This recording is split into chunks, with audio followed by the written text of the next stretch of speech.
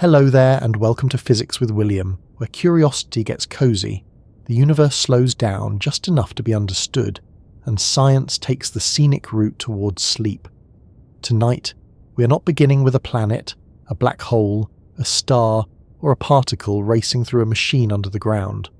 We are beginning with a number, a very small number, almost shy at first glance, the kind of number you might pass over without stopping if it appeared on a chalkboard or in the corner of a physics paper, and yet to generations of physicists it has felt less like an ordinary number and more like a quiet signature left inside the workings of nature. That number is often described as 1 over 137. It does not look dramatic when spoken aloud. It does not rumble like thunder. It does not have the cinematic weight of infinity, or the everyday familiarity of the speed of light, or the elegant reputation of pi. 1 over 137 sounds almost like something you would find in an old notebook, perhaps written beside a half-finished calculation and a cold cup of tea. But in physics, this number has acquired a strange kind of fame. It appears when scientists try to describe the way light and matter interact. It shows up in the delicate structure of atoms. It helps set the strength of the electromagnetic force, the force that lets electrons cling to atoms. Atoms build molecules, molecules build cells, and cells build listeners who are now lying in bed wondering why a tiny number seems to have such an impressive resume. Before we wander too far into that mystery, I want to ask you something simple. Where are you listening from tonight? And is there a number that has ever stuck in your mind for no clear reason? Maybe a birthday, a house number, a classroom number, a lucky number, or just a small pattern that once caught your attention and never quite let go. It is a funny thing, the way numbers can become personal.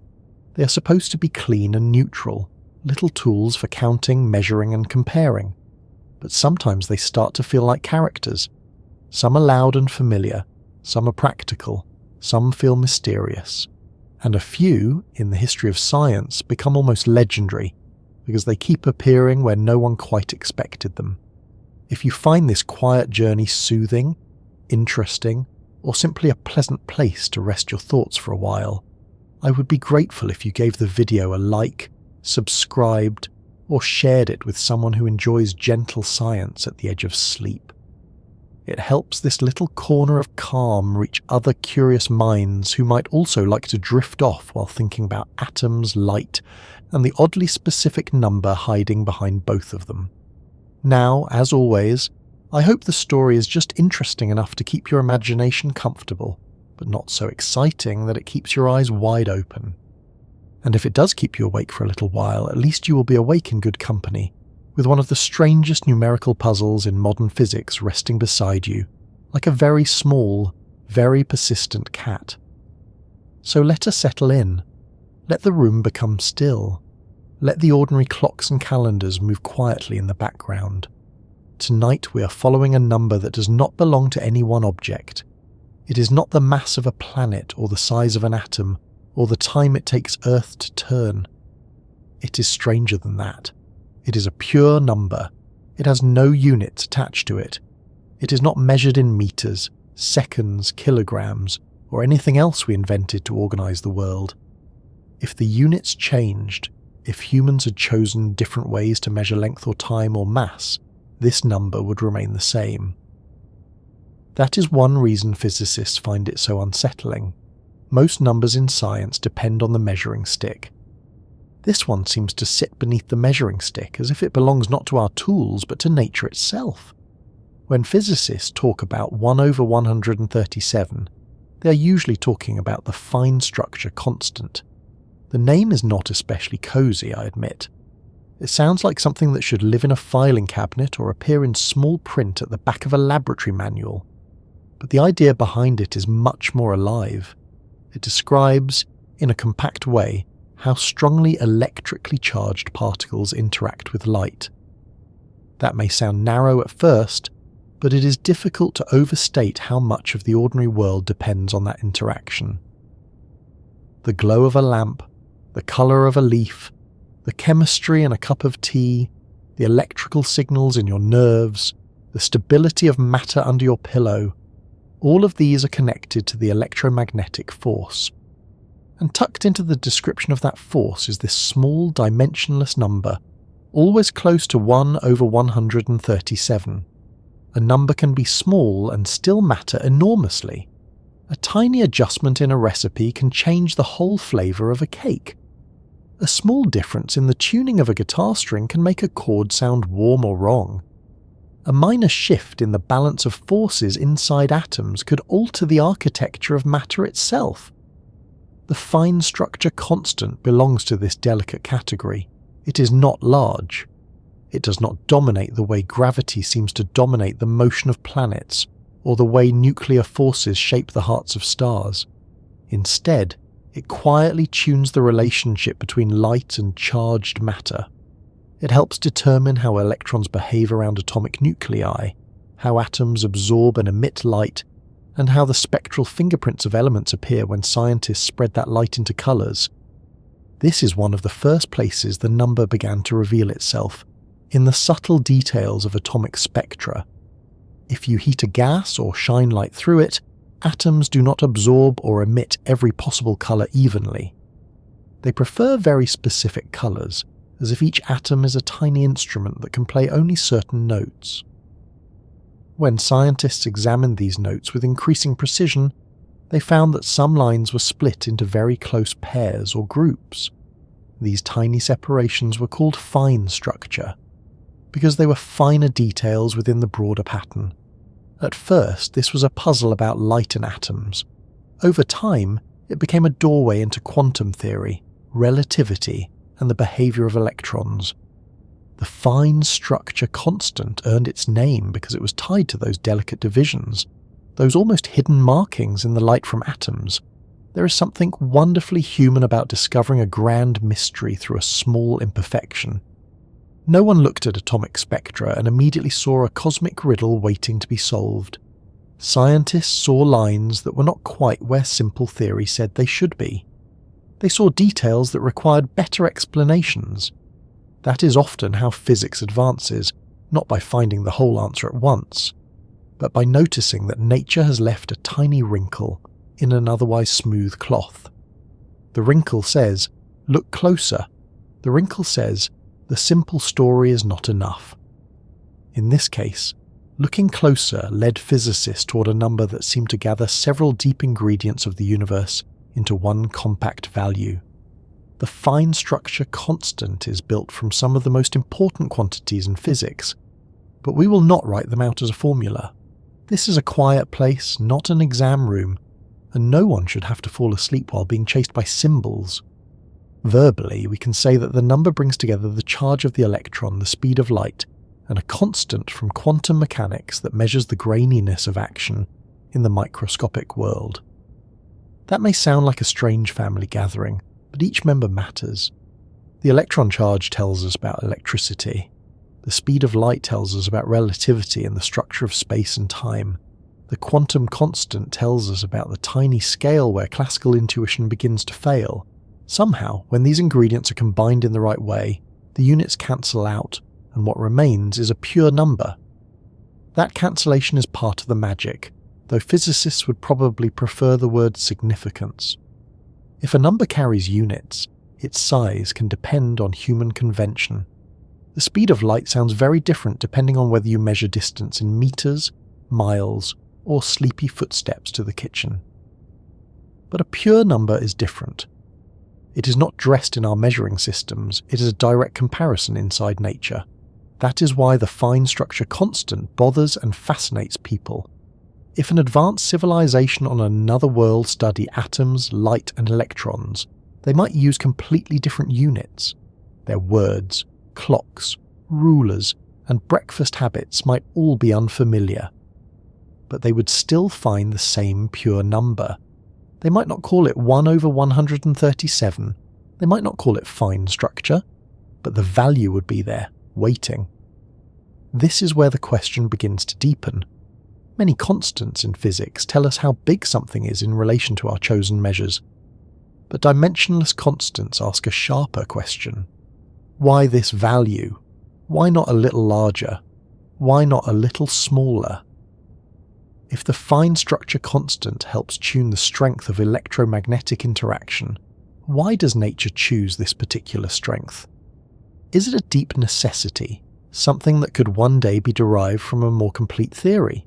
Is it an accident, one of many possible values in a wider cosmic landscape? Or is our question shaped by the fact that only a universe with something like this value can build stable atoms, chemistry, stars, planets, and people capable of wondering about the question in the first place? Physicists have not answered this in a final way. That is part of what makes the number so compelling. It lives at the border between what physics can calculate with extraordinary precision and what physics still does not fully explain. Quantum electrodynamics, the theory describing the interaction of light and charged particles, is one of the most successful theories ever created. It can predict certain experimental results with astonishing accuracy. It is the kind of accuracy that makes scientists sit a little straighter in their chairs. And still, inside that beautiful machinery, the fine structure constant must be supplied. The theory tells us how to use it. The theory shows its consequences, but it does not fully explain why it has the value it has. That is an unusual feeling in science. Imagine having a machine that works almost perfectly, one of the finest instruments of thought ever built, and discovering that it depends on a small dial whose setting no one can fully justify. The dial is not random in practice because experiments measure it very precisely. But from a deeper point of view, we still ask why the dial is set there. It is a little like discovering that a lullaby rests on one note that no musician can explain, yet without that note the whole song changes. This is why some physicists have spoken about 1 over 137 with something close to affection, or irritation, or both. Wolfgang Pauli, one of the great minds of quantum physics, was famously fascinated by it. Richard Feynman, another great physicist with a talent for plain speaking, described the mystery of this number as one of the greatest puzzles in physics. He pointed out that every good theoretical physicist should worry about it. That does not mean the number is magical. It does not mean it is secretly controlling everything in a mystical sense. Physics does not need superstition to be strange. The real strangeness is stronger than that. Here is a number that experiments reveal, theories require, and no one has yet fully explained from first principles. It is important to be careful here, because the number 137 has attracted more than its share of overexcited interpretations. Whenever a number becomes famous, people begin to see it everywhere. Some of those appearances are meaningful, some are coincidences. Some are the result of rounding, pattern-seeking, or the very human habit of turning a mystery into a myth. This story will not treat 1 over 137 as a magic code or a secret password to the universe. It is not a cosmic lottery ticket. It is not a message written into reality for us to decode by candlelight. It is a real physical constant, measured and used in precise science, and its genuine mystery is already deep enough without dressing it in fog.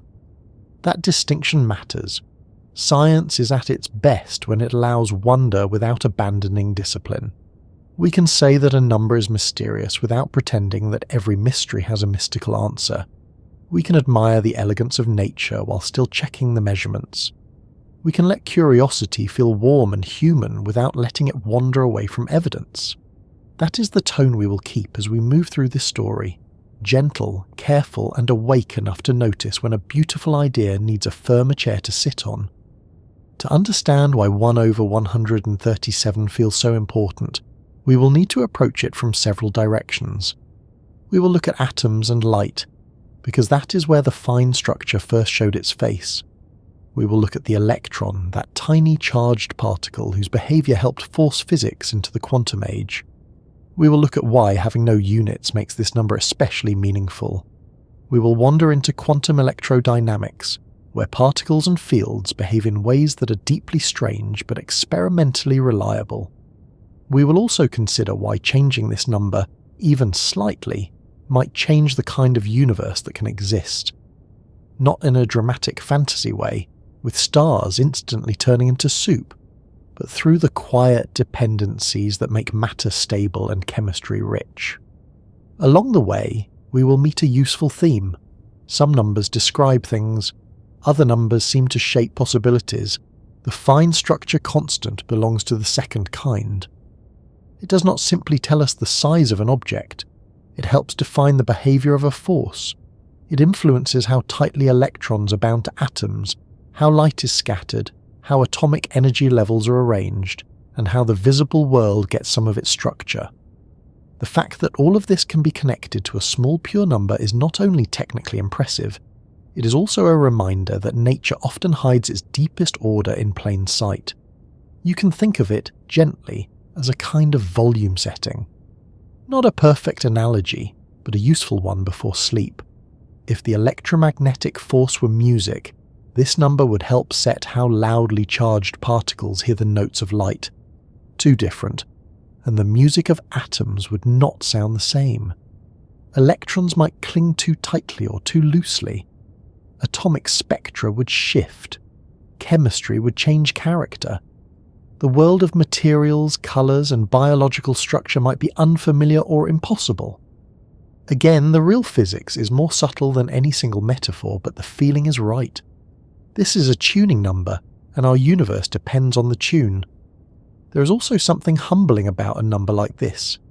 We often imagine that understanding the universe means collecting larger and larger facts, bigger telescopes, higher energies, more distant galaxies, older light, and all of that matters enormously. But sometimes the deepest questions shrink down instead. They become small enough to fit inside a number that can be spoken in a few seconds. 1/137. A little phrase, not even a full sentence, and yet it opens into quantum mechanics, relativity, electromagnetism, atomic structure, chemistry, cosmology, and the limits of human explanation. That is a lovely place for a sleepy science journey to begin.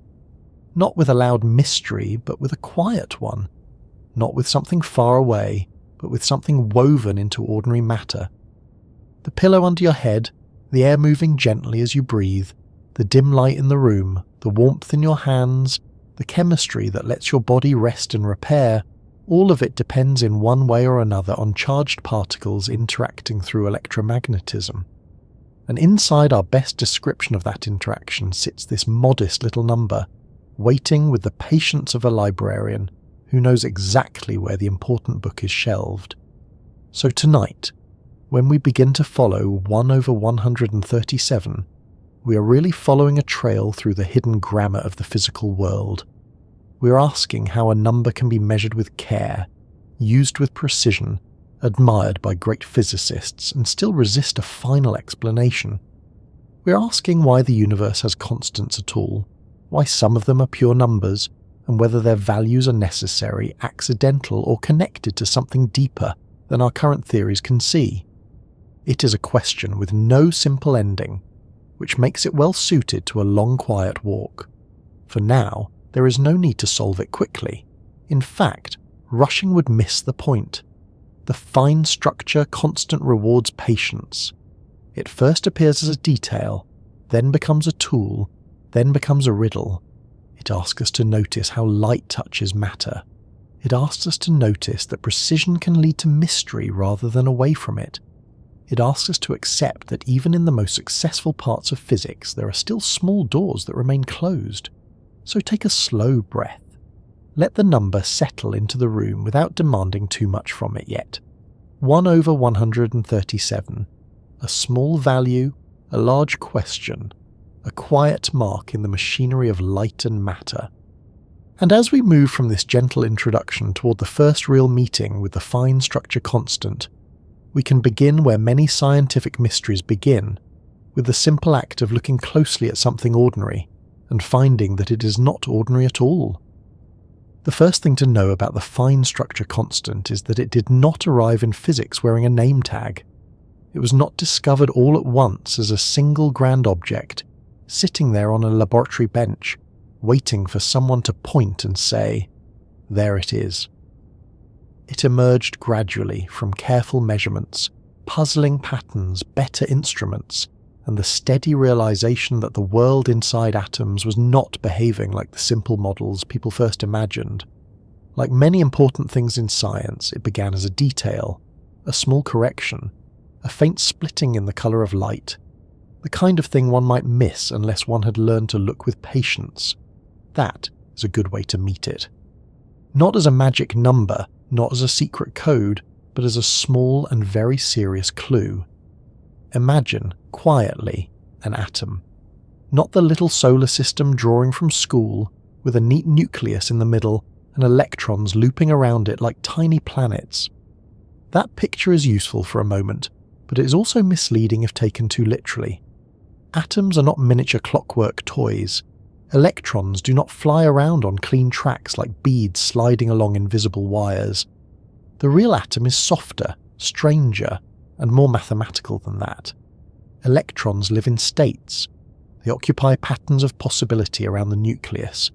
They can absorb energy and move into a different state, then release energy and settle back again. When they release that energy, they may produce light. Not just any light, but light with a very specific colour. This is one of the most beautiful facts in all of physics. Each kind of atom has its own pattern of colours. Hydrogen has its pattern, sodium has its pattern, neon has its pattern. The elements do not just exist silently. Under the right conditions, they sing in light. Their songs are not smooth glows, but precise notes, bright lines at particular colours. If you spread the light out carefully, each element shows a fingerprint. This is how scientists learned what stars are made of. This is how a distant object, too far to touch and too hot to visit, can still tell us its chemical story. Light travels across space, enters an instrument, spreads into lines, and those lines say, hydrogen is here, helium is here, iron is here. At first, these spectral lines seemed like a triumph of order. Nature apparently was not making a random smear of colour. It was choosing. It was selecting certain energies and refusing others. That alone was strange enough. But as instruments improved, scientists found that some of these lines were not single lines after all. They were split very slightly into nearby companions. What looked simple from far away became detailed up close. It was a little like hearing one musical note, then moving closer and realizing that it contains a fine tremble of harmonics. The structure was real, delicate, and demanding. It asked for an explanation. That delicate splitting is where the phrase fine structure comes from. It refers to the small details within atomic spectra, the extra pattern inside the pattern, and the fine structure constant is the number that helps describe the size and strength of those details. It tells us something about how strongly light and electrically charged particles interact. That may sound technical, but it sits very close to the foundations of everyday reality. Electrons are charged particles. Light is the messenger of electromagnetism. The interaction between them is not an obscure side note. It is one of the main reasons atoms have structure, chemistry has richness, and matter behaves in stable, useful ways. If gravity is the force that gathers planets and stars, electromagnetism is the force that gives ordinary matter its texture. It keeps electrons bound to atomic nuclei. It lets atoms join into molecules. It allows solids to resist your hand when you press against a table. It carries signals in nerves. It shapes the light that reaches your eyes. It is responsible for friction, colour, electricity, magnetism, chemical bonding, and the small crackle of static you may feel after walking across a carpet in socks. The fine structure constant does not describe all of that by itself, of course. Physics is not that tidy, but it helps set the strength of the electromagnetic interaction at the microscopic level. It is part of the reason the electrical world has the scale and character it does. A useful way to approach it is to think about the electron. The electron is small, light, and charged. It is one of the basic ingredients of matter as we know it. Electrons do not simply sit around atoms like decorations. They shape the way atoms behave. They determine how atoms bond, how they absorb light, how they emit light, how they participate in chemistry. If atoms are the letters of the material world, electrons are deeply involved in the grammar that lets those letters form words and sentences. The fine structure constant tells us, in a compact way, how powerfully an electron responds to the electromagnetic field. If the number were larger, the interaction would be stronger.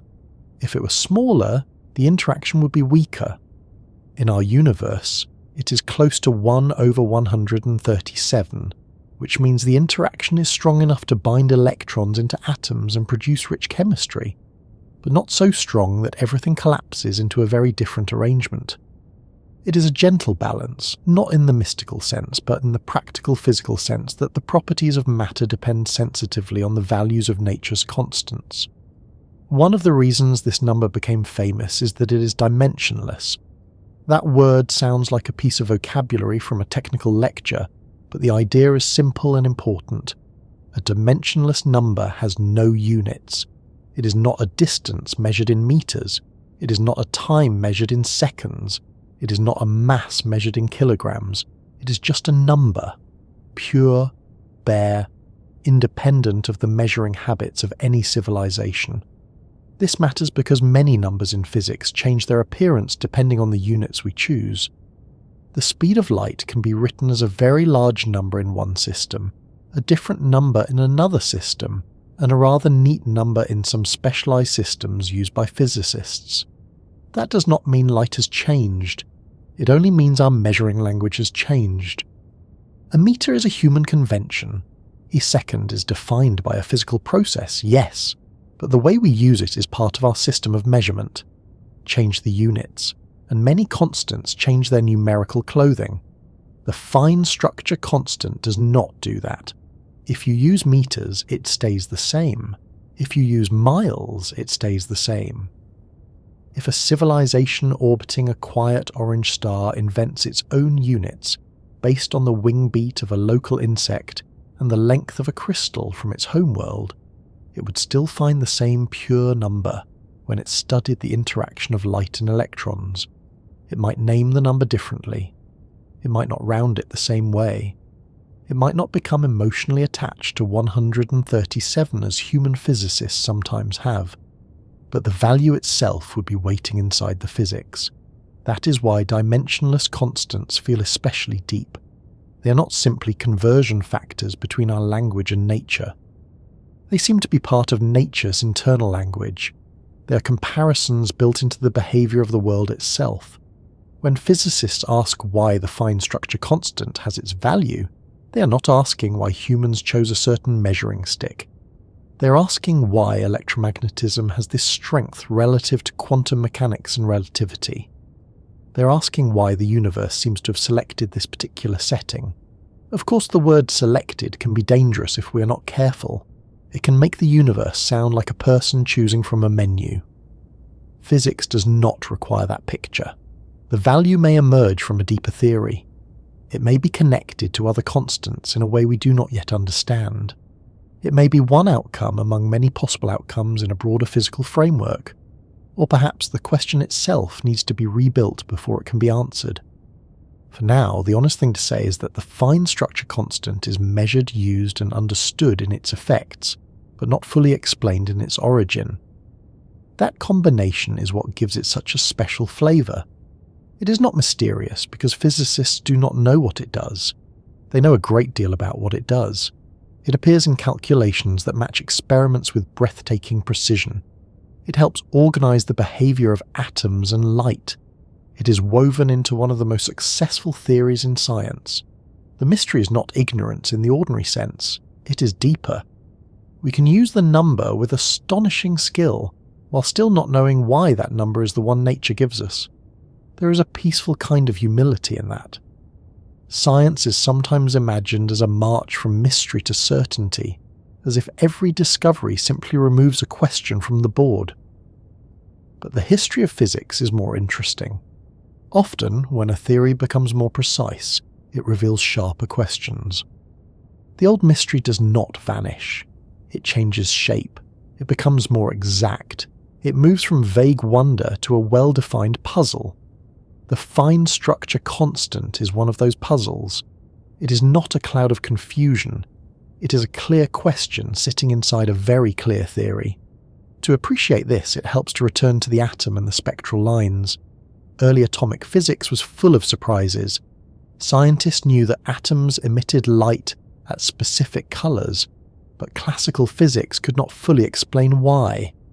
If electrons were tiny charged objects orbiting a nucleus in the old-fashioned way, they should radiate energy continuously and spiral inward. Atoms should not be stable. Matter should not sit comfortably in the world. Your teacup should not remain a teacup. Something about the microscopic world had to be different. Quantum theory began to provide that difference. It said that electrons in atoms could occupy only certain allowed states. They could not have just any energy they pleased. They moved between these states by absorbing or emitting particular packets of light. That explained why atomic spectra had lines rather than smooth smears. But then came the finer details.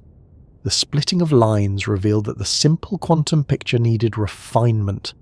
The electron had properties and behaviours that required relativity as well as quantum mechanics. Its motion near the nucleus was fast enough that Einstein-Orse ideas mattered. Its intrinsic spin, a quantum property with no perfect everyday comparison, also mattered. The way spin and motion combined created small shifts in atomic energy levels. These small shifts were the fine structure. The fine structure constant entered as the natural measure of how large these corrections were. It was like a small marker saying, here is the scale of the electromagnetic subtlety. The main pattern of the atom gave one layer of structure. Relativity and electron spin gave a finer layer. Later, even more delicate effects would be found, requiring still deeper quantum field theory. Nature, it turned out, had levels of detail nested inside levels of detail. Every time instruments improved, the atom became less like a simple object, and more like a carefully written page, with small print beneath the main text. The name itself can sound dry, but it carries that history. Fine structure constant. Not because the number is fine in the sense of pleasant, though some physicists might say it is. Fine because it belongs to the fine structure of spectral lines. Constant because as far as experiments can tell in ordinary circumstances, it is the same everywhere we measure it. It is a number that appears not because of one particular atom, but because of the general way charged particles and light interact. There is another layer to the story. The fine structure constant is often associated with the letter alpha in physics, though we do not need the symbol here. Naming it that way gave physicists a compact handle for calculations, but outside equations, its personality grew around the approximate value 1 over 137. That rounded number became memorable. It was close enough to be spoken easily, strange enough to be noticed, and important enough to invite obsession. A number like 1 over 137 is not exact as stated, because the measured value is a little different from that simple rounded form. But the rounded version became famous because it captures the scale and gives the mind something to hold. This is worth saying gently because it prevents confusion. The fine structure constant is not exactly 1 over 137 in the simple rounded sense. The true measured value is close to that, and scientists know it with far greater precision than ordinary speech can comfortably hold. But when people say 1 over 137, they are usually speaking in a rounded, traditional way. It is a nickname as much as a number, a useful doorway. The precise value matters enormously in laboratory physics, but for our quiet story tonight, the rounded phrase carries the mystery well enough. Still, even the rounded phrase has power. 1 over 137. There is something oddly specific about it. If the strength of electromagnetism were described by a number like 1/2, perhaps it would feel less eerie. If it were 1 over 100, maybe it would seem neat and human-friendly. But 137 has the texture of an arbitrary fact. It does not look designed for our convenience. It feels like a number nature wrote down without caring whether it would be easy to remember. And precisely because it looks arbitrary, Physicists want to know whether it is arbitrary at all. Some of the greatest physicists of the 20th century felt its pull. They did not all agree about what it meant, but they agreed that it was worth worrying over. The reason is simple. A final theory of nature, if such a thing exists, should ideally explain not only the forms of the laws, but also the values of the constants inside them. It is one thing to know the rules of a game. It is another to know why the board has the size it has, why the pieces move as they do, and why the game is balanced in just this way. The fine structure constant is one of the numbers printed on the board. At the same time, physics has taught caution. Human beings are excellent pattern seekers. We are so good at finding patterns that we sometimes find them where they are not meaningful. Once 137 became famous, people began noticing it in all sorts of places. Some of those appearances are connected to physics. Many are not. If you go looking for a number with enough enthusiasm, you can often find it in addresses, dates, pages, coincidences, and numerical games. That is not the kind of everywhere we mean here. The real everywhere is not superstition. It is the repeated appearance of the same constant in the serious physics of light, matter, atoms, particles, and quantum fields.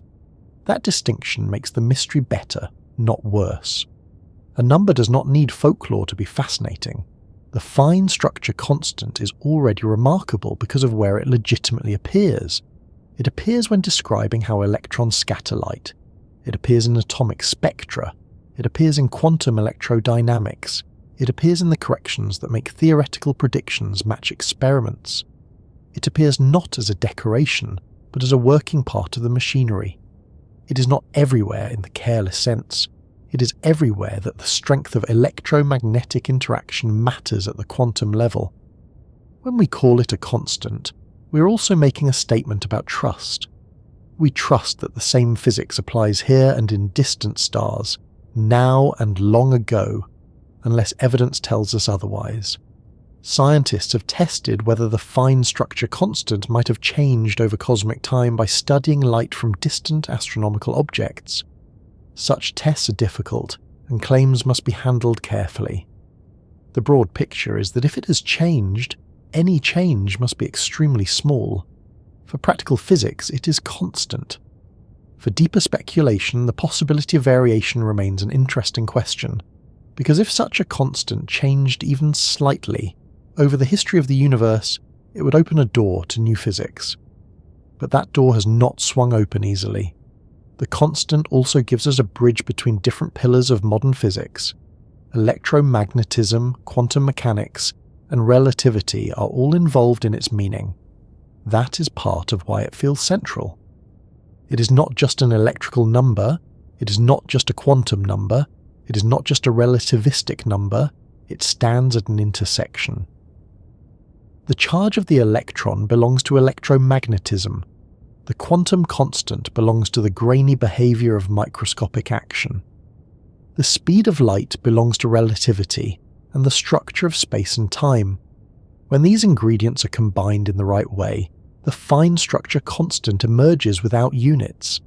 It is like three roads meeting in a quiet valley, and at the meeting point someone has placed a small stone marked 1/137. We do not need to see the calculation to feel the significance. In fact, leaving the symbols aside may help us notice the meaning more clearly. The constant compares the electromagnetic strength of the electron with the natural scale set by quantum theory and light. It says, in effect, this is how strongly charged matter talks to the electromagnetic field in the quantum world. That conversation shapes atoms. Atoms shape chemistry. Chemistry shapes the ordinary complexity of matter. So a small number becomes part of a very large story. There is another helpful comparison. Imagine trying to describe a dance. You could talk about the dancers, the music, the floor, the rhythm, and the spacing between steps. The fine structure constant is not one of the dancers. It is more like a measure of how strongly the dancers respond to the music. If the response were different, the same dancers would move differently. The choreography of matter would change. Electrons would arrange themselves differently around nuclei. Light would be absorbed and emitted differently. The visible fingerprints of elements would shift. The entire style of the atomic dance would be altered. This does not mean the universe is fragile in a simple way, as if one small touch would instantly break everything. Physics is rarely that melodramatic. But constants set the ranges within which structures can form. Stable atoms require certain balances. Rich chemistry requires certain balances. Stars, planets, and life depend on many layers of balance across nuclear physics, gravity, electromagnetism, and thermodynamics. The fine structure constant is one of the important settings among many. It is not the whole story, but it is a setting we cannot ignore. As we meet it properly, it is useful to hold three ideas at once. First, it is a measured number. It comes from experiment, not from wishful thinking. Second, it is a working number. It plays a real role in theories that predict physical behaviour. Third, it is an unexplained number, at least at the deepest level we might want. We can describe its effects, measure it with extraordinary care, and use it in calculations while still asking why it has this value rather than another. That is not a failure of physics. It is the edge of physics. Every science has edges. The edge is not where knowledge ends in embarrassment. It is where knowledge becomes interesting again. The fine structure constant sits on one of those edges. Behind it lies a century of brilliant work. Ahead of it lies the hope that a deeper theory may one day make its value feel less arbitrary. Perhaps future physicists will derive it from a broader structure. Perhaps they will discover that it changes with energy in a way that points toward unification. Perhaps they will decide that constants like this are environmental facts of our universe, not inevitable truths. We do not know yet. For now, meeting 1 over 137 means learning to respect a small number with a large reach. It means seeing that physics is not only about things we can picture, but also about relationships we can measure. A planet is easy to imagine. A beam of light can be pictured. An atom can be sketched, however imperfectly. But a dimensionless constant is less visual. It is not an object. It is a ratio, a comparison, a strength, a setting. And yet it may be more fundamental than many objects we can easily imagine. That is one of the quiet lessons of modern physics. Reality is not built only from stuff. It is built from patterns of behaviour, from rules, from constraints, from relationships. The fine structure constant belongs to that hidden architecture. It does not sit somewhere in space. You cannot scoop it into a jar or photograph it through a telescope. But when light meets an electron, when atoms release colours, when quantum theory makes its precise predictions, the constant is there, not as a thing, but as a governing measure. This is why the number keeps returning in serious discussions of fundamental physics. It is not everywhere in the sense that it appears on every page of every textbook. It is everywhere in the places where electromagnetism, quantum mechanics, and matter meet. It is present in the small corrections that reveal the atom is more subtle than a simple model. It is present in the scattering of particles. It is present in the comparison between theory and experiment. It is present in the question of why our universe has the physical character it does. And perhaps the most comforting part is this. We do not need to fully solve the mystery in order to appreciate it. We can let the fine structure constant be what it currently is in science, a precise tool and an open question. We can know what it measures without knowing why it ultimately has its measured value. We can hold the number gently, neither inflating it into magic nor flattening it into trivia. It is more than a curiosity, less than a mystical key, and exactly the kind of puzzle that makes physics feel alive. So when you hear 1 over 137, you can think of a small doorway into the quantum world. Behind it are atoms glowing in narrow lines, electrons responding to light, physicists comparing theory with experiment, and the deep question of why nature's forces have the strengths they do. It is a number that belongs to the conversation between light and matter. It is a number without units, which means it does not care what rulers we use. It is a number close enough to 137 to become famous. precise enough to keep laboratories busy, and unexplained enough to keep theorists awake perhaps a little longer than they intended. From here, the next step is to listen more closely to that conversation between light and electrons, because the fine structure constant is not only a number to admire from a distance, it is a measure of interaction. It tells us something about how the electromagnetic force reaches into the tiny world, how charged particles feel one another, and how the glow of an atom carries information about the rules beneath ordinary matter. The conversation between light and electrons is one of the oldest conversations in the universe, though of course it has no words, no voice, and no need for anyone to listen. It happens in the quiet interior of atoms, in the glow of lamps, in the warmth of sunlight on skin, in the colours of leaves, in the chemical bonds that hold the world together, and in the tiny electrical signals moving through the brain as you hear these words. It is easy to forget that light is not just something that lets us see. Light is also one of the ways matter communicates with itself. It is a messenger, a carrier of electromagnetic influence, and when it meets an electron, the meeting is governed by a strength that turns out to be neither too loud nor too faint for the universe we know. That strength is where the fine structure constant comes into focus again. It does not describe light alone. It does not describe the electron alone. It describes something about their relationship. It tells us how strongly an electron couples to the electromagnetic field, or in gentler language, how strongly the electron responds when the invisible hand of electromagnetism reaches toward it. That hand is not a physical hand, of course. There are no tiny fingers tugging at particles, but as a picture it helps. Electromagnetism is the influence that lets charged particles attract, repel, absorb light, emit light, scatter light, and arrange themselves into the forms that make ordinary matter possible. To understand why this matters, begin with the electron as a charged particle. Charge is one of those basic properties that physics does not explain by comparing it to something more familiar. It is not weight. It is not size. It is not temperature. It is simply a kind of property that tells a particle how to participate in electromagnetic interactions. An electron has negative electric charge. A proton has positive electric charge.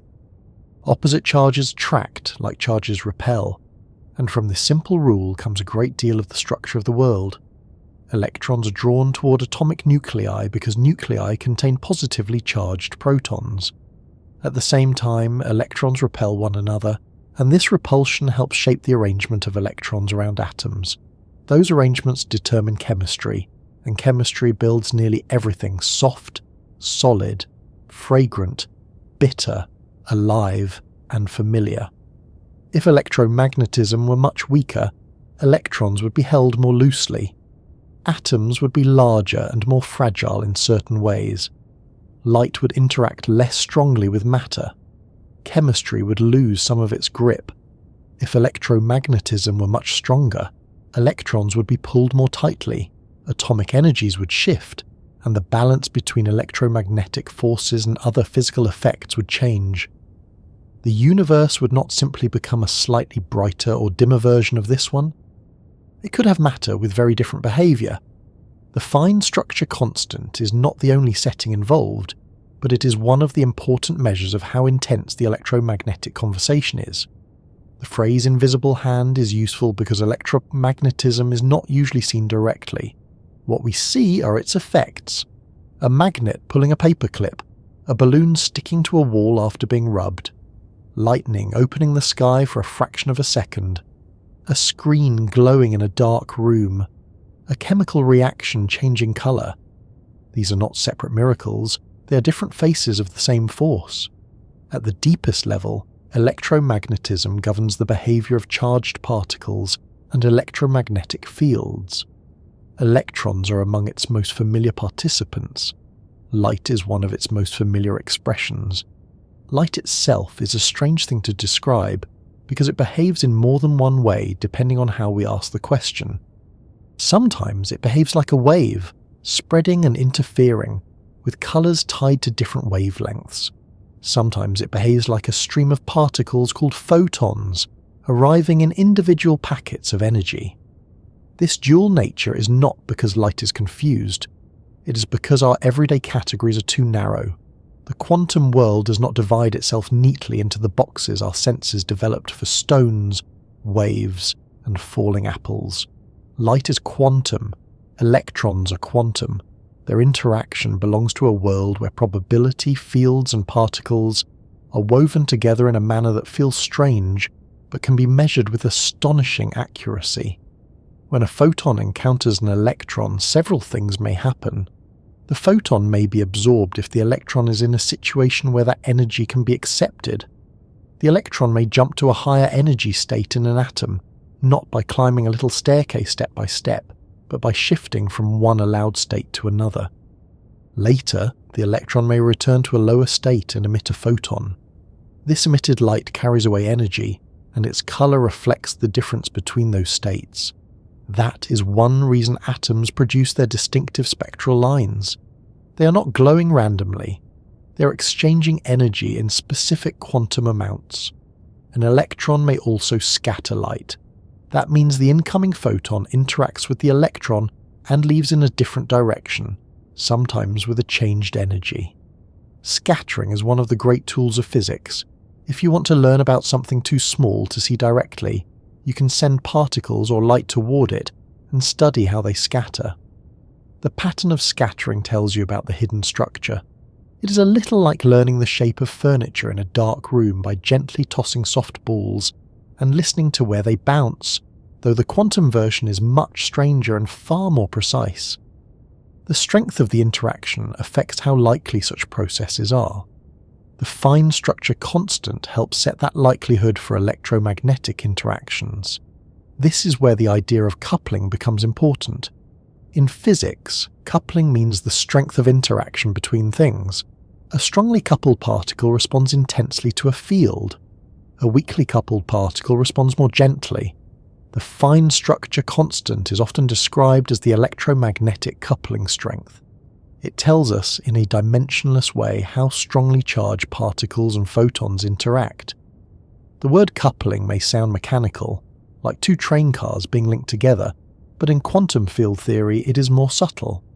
It is about the probability of interactions, the way one field influences another, the intensity with which particles participate in a shared process.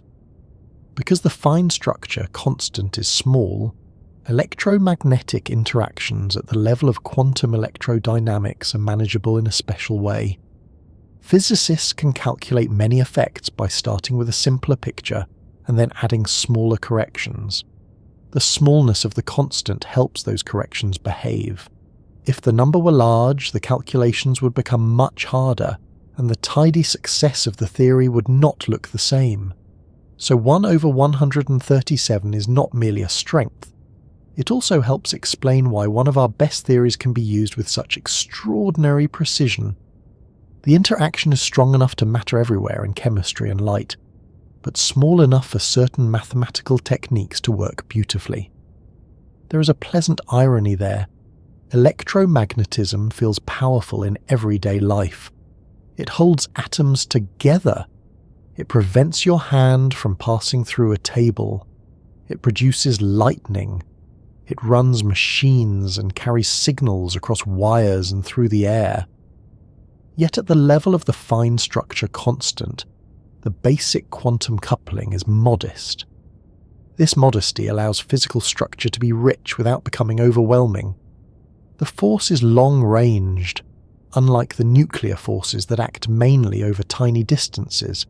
It is much stronger than gravity between elementary charged particles, but its quantum interaction strength, expressed by this pure number, is still small enough to let the universe have delicate internal architecture. Think of an atom again, but this time not as a picture with orbiting dots. Think of it as a region where the electron is bound by attraction to the nucleus.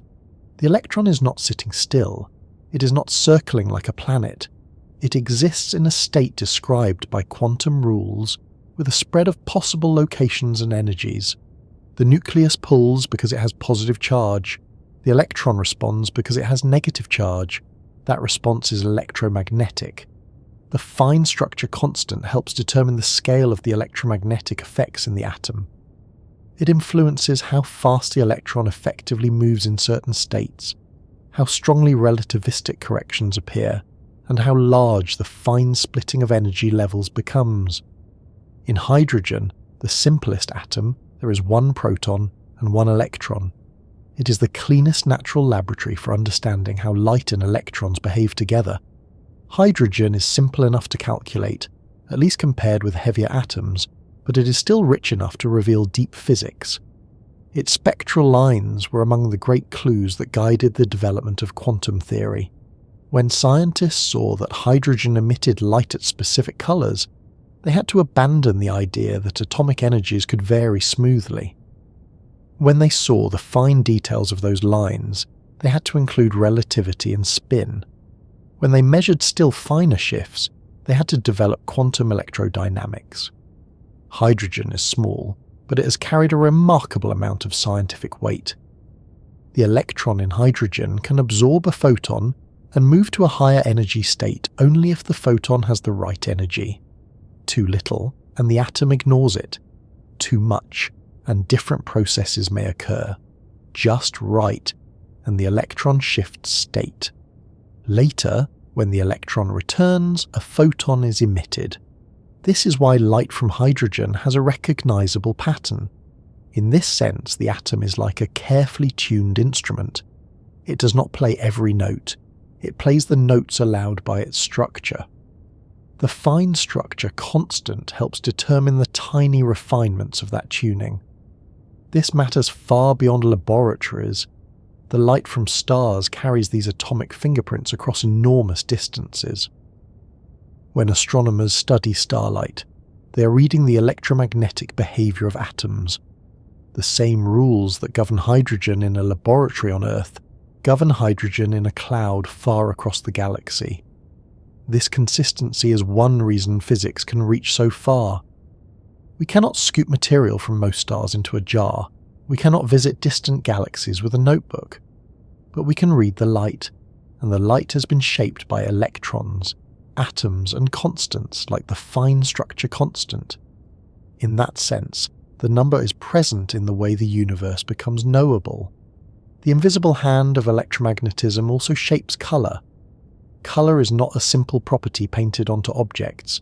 It arises from the interaction between light and matter. When white light shines on a material, some colours may be absorbed while others are reflected or transmitted. Those choices depend on the electronic structure of atoms and molecules. A leaf appears green because pigments inside it absorb certain colours of light more strongly and reflect others. A ruby glows red because of the way its internal atoms and impurities interact with light. The sky is blue because molecules in the air scatter shorter wavelengths of sunlight more effectively than longer ones. Everywhere you look, colour is an electromagnetic negotiation between photons and charged particles. So the fine structure constant is not some remote number locked away in particle physics. It is connected, indirectly but deeply, to the visible richness of the world. Not because it alone decides the colour of every object, but because it helps set the overall strength of the interaction that makes absorption, emission, and scattering possible in their familiar forms. The exact details of colour depend on many things, including molecular structure, temperature, material arrangement, and the human eye. Still, beneath all of that, light meets electrons through electromagnetism, and the strength of that meeting belongs to the realm of the fine structure constant. The same is true of chemistry. Chemical bonds arise because electrons are shared, transferred, attracted, repelled, arranged, and rearranged according to electromagnetic and quantum rules. When atoms form molecules, their electrons settle into patterns that reduce energy and create stable structures. The bond in water, the carbon frameworks of the living molecules, the proteins in cells, the scent of lavender, the bitterness of coffee, the softness of bread, all depend on electron behaviour. Chemistry is not a separate kingdom from physics. It is what physics becomes when many atoms participate in organized complexity. The fine structure constant does not replace chemical explanation, but it stands beneath the electromagnetic force that makes chemical explanation possible. This is why changing the strength of electromagnetism would not be a small cosmetic adjustment. It would reach into the architecture of atoms, the spacing of energy levels, the size of atoms, the nature of bonds, and the way matter absorbs and emits light. The universe might still have structure with a different value, depending on how other constants behaved, but it would not be our familiar structure. It might not have the same periodic table in any practical sense. It might not have the same stars, the same chemistry, or the same pathways to complexity. 1/137 is part of the reason matter has the delicate behaviour we observe. There is also an important balance between electromagnetism and quantum uncertainty. Electrons are not allowed to collapse simply into the nucleus in the way an old classical picture might suggest. Quantum mechanics gives electrons a kind of spread, a resistance to being pinned down too tightly without increasing their energy. Electromagnetic attraction pulls the electron toward the nucleus, while quantum behaviour prevents a simple collapse. The size and structure of atoms arise from this interplay. The fine structure constant measures in part the relative scale of electromagnetic attraction within the quantum framework. It is one of the numbers that tells the atom how compact and energetic it should be. This interplay is quiet but profound. If you press your hand against a wall, what you feel is not mainly the solid touch of tiny hard balls. It is electromagnetic resistance between the electrons in your hand and the electrons in the wall, combined with quantum rules that prevent electrons from all occupying the same states. Matter feels solid because the microscopic world has structure, and exclusion, and repulsion. The wall holds you back because electrons do not simply allow other electrons to pass through their territory without consequences. The everyday sensation of solidity is a large-scale result of quantum electromagnetism. Beneath the simple fact that the wall is there lies a storm of invisible interactions. The fine structure constant is not something your senses can isolate, but your senses depend on a world shaped by it. Vision depends on photons interacting with molecules in the eye. Touch depends on electromagnetic resistance. Smell depends on molecules fitting and interacting with receptors. Taste depends on chemical bonding and electrical signaling. Hearing, though mechanical at first, becomes electrical inside the nervous system. The brain itself operates through electrochemical processes, so the electromagnetic force is not only out there in lightning and magnets, it is part of how the body meets reality. The fine structure constant helps set the microscopic strength behind that meeting. There is a deeper reason physicists care so much about this interaction between light and electrons. It became the testing ground for one of the most precise theories humans have ever made, quantum electrodynamics. This theory treats light and charged particles as quantum fields. It describes how electrons emit and absorb photons, how particles influence one another through exchanges, and how empty space itself is not quite empty in the old classical sense. It is a theory full of strange images if translated too literally, but its predictions have been confirmed to extraordinary levels of accuracy. The fine structure constant sits at the heart of those predictions as the measure of electromagnetic coupling. In quantum electrodynamics, an electron is not just a tiny bead with a fixed outline. It is surrounded by interactions with the quantum field.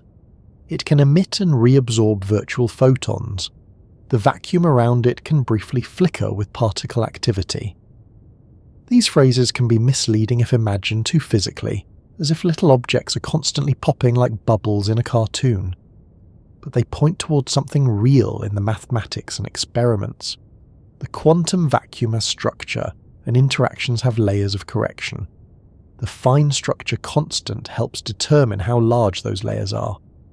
Because it is small, the first approximation is strong, the next correction is smaller, the next smaller still, and so on, allowing physicists to build extraordinarily accurate predictions. One famous success involves the magnetic behaviour of the electron. The electron acts as if it has a tiny magnetic moment. Early theory predicted a certain value, but careful measurement showed a slight difference. Quantum electrodynamics explained that difference by accounting for the electron's interactions with the quantum electromagnetic field. The calculations are among the proudest achievements of modern physics. They depend on the fine structure constant in a central way. The agreement between theory and experiment is so precise that it feels almost unreasonable, as if nature allowed humans to peek at its bookkeeping and found that the columns matched to more decimal places than common sense expected. That success should make the mystery of the fine structure constant feel sharper. The theory is not vague, it is not hand-waving, it is not merely philosophical, it works with astonishing care, yet the value of the constant is still taken from measurement. The theory can say what happens if the constant has a certain value. It can use that value to predict outcomes. It can connect different experiments through the same number, but it does not fully explain why the electromagnetic coupling has that strength in the first place. The invisible hand has been measured in exquisite detail, but the reason its grip is set exactly as it is remains elusive. There is a useful comparison with music again, though we will keep it plain. Suppose someone gives you a beautifully made instrument. You can learn how it vibrates, you can predict its notes, you can understand the wood, the strings, the air and the shape. You can explain why pressing here produces that tone. But then you notice that the entire instrument depends on a particular tension in the strings. You can measure the tension, you can show how it affects every note, but you still do not know why the strings were tuned to precisely that tension rather than another. The fine structure constant is a bit like that. It is the tuning of electromagnetic interaction, measured and essential, but not yet derived from a deeper necessity. The phrase "strength of an invisible hand" can also remind us that forces are not always best understood as pushes and pulls in the old mechanical sense. In modern physics, fields are fundamental. The electromagnetic field fills space. Charged particles interact with it. Light is a ripple or quantum excitation of that field. Electrons respond to the field because they carry charge. This picture is far richer than the simple idea of objects tugging across empty space. The hand is invisible because it is a field, and the field is not an object like a rope. It is a physical entity spread through space, capable of carrying energy, momentum, and information. When you turn on a lamp, electrons move in the material. Energy shifts, photons are emitted, and light spreads through the room. When that light reaches a wall, electrons in the wall respond. Some photons are absorbed, some reflected, some converted into heat. When the reflected light enters your eye, molecules in retinal cells change shape after absorbing photons, beginning a chain of electrical signals that your brain interprets as sight. From lamp to wall to eye to brain, the story is electromagnetic at nearly every step. The fine structure constant does not appear as a visible label in the room, but the strength it represents is part of why the steps happen in their familiar way. It is also present in the fact that matter is not transparent to all light. Some materials allow visible light through, some absorb it, some reflect it, some conduct electricity, some insulate. These differences come from the arrangement and behaviour of electrons in matter. Metals shine because their electrons can respond collectively to incoming light. Glass is transparent to visible light because its electrons do not easily absorb those particular photon energies, though it can absorb other kinds. A black cloth absorbs a broad range of visible light and converts much of that energy into heat. Again, the details vary, but the underlying drama is the same. Light arrives, electrons respond, and the electromagnetic coupling sets the basic strength of their encounter. At the human scale, we rarely notice how miraculous this consistency is. The same electron charge, the same electromagnetic rules, the same fine structure constant apply across materials, bodies, laboratories and stars. A physicist can study the spectral line of an atom on Earth, and use that knowledge to understand light from a distant nebula. A chemist can rely on electrons behaving today as they did yesterday. An engineer can build circuits because charges respond predictably to fields. Our technological world rests on this reliability. Electronics, lasers, radio communication, medical imaging, solar panels, and countless other tools depend on the disciplined behavior of charged particles and light. That reliability does not make the world less mysterious. It makes the mystery trustworthy. The fine structure constant is not a vague charm. It is part of a framework that lets physics work again and again. This is why it deserves careful attention. It is a small number that measures a real interaction, an interaction so common that it hides in plain sight. Every colour, every spark, every chemical bond, every electronic signal is a reminder that light and electrons are deeply entangled in the making of the ordinary world. As this meeting with the invisible hand becomes clearer, the next question begins to rise naturally. If the fine structure constant tells us the strength of the electromagnetic interaction, why is it so special that it has no units? Why does that make physicists lean forward a little more than they do for many other constants? To answer that, we have to step away from electrons for a moment and think about measurement itself, about rulers, clocks, human conventions, and the rare kinds of numbers that seem to remain after all our measuring systems have been stripped away. To see why that matters, it helps to step back from electrons and light for a little while and think about something so ordinary that we almost never notice it. Measurement is not the same thing as reality. A ruler is not length itself. A clock is not time itself. A scale is not mass itself. These are tools, agreements, carefully built habits that allow human beings to compare one part of nature with another. They're extremely useful habits, of course. Without them, bridges would be unsafe, recipes would be chaotic, medicine would be guesswork, and anyone trying to assemble flat-pack furniture would be in even greater danger than usual. But measurements always involve a language. They depend on units, and units, however precise, are partly human choices. A meter feels very official. A second feels very real. A kilogram feels solid enough, especially if you drop one on your foot. But none of these units came down from the sky with a note saying, "This is the only possible way to measure the universe." They are definitions, refined over time, attached now to stable physical processes so that scientists everywhere can agree. That agreement is one of the great achievements of civilization. It lets a laboratory in one country compare its results with the laboratory on the other side of the planet. It lets engineers design spacecraft, doctors calibrate equipment, and physicists test ideas with extraordinary care. Still, beneath all that precision, the units themselves are a kind of measuring costume placed over nature. If we chose different units, many familiar constants would look different. The speed of light, for example, has one numerical value when measured using meters and seconds. It has another value if measured using miles and hours. Nothing about light has changed. Light has not slowed down because we changed our vocabulary.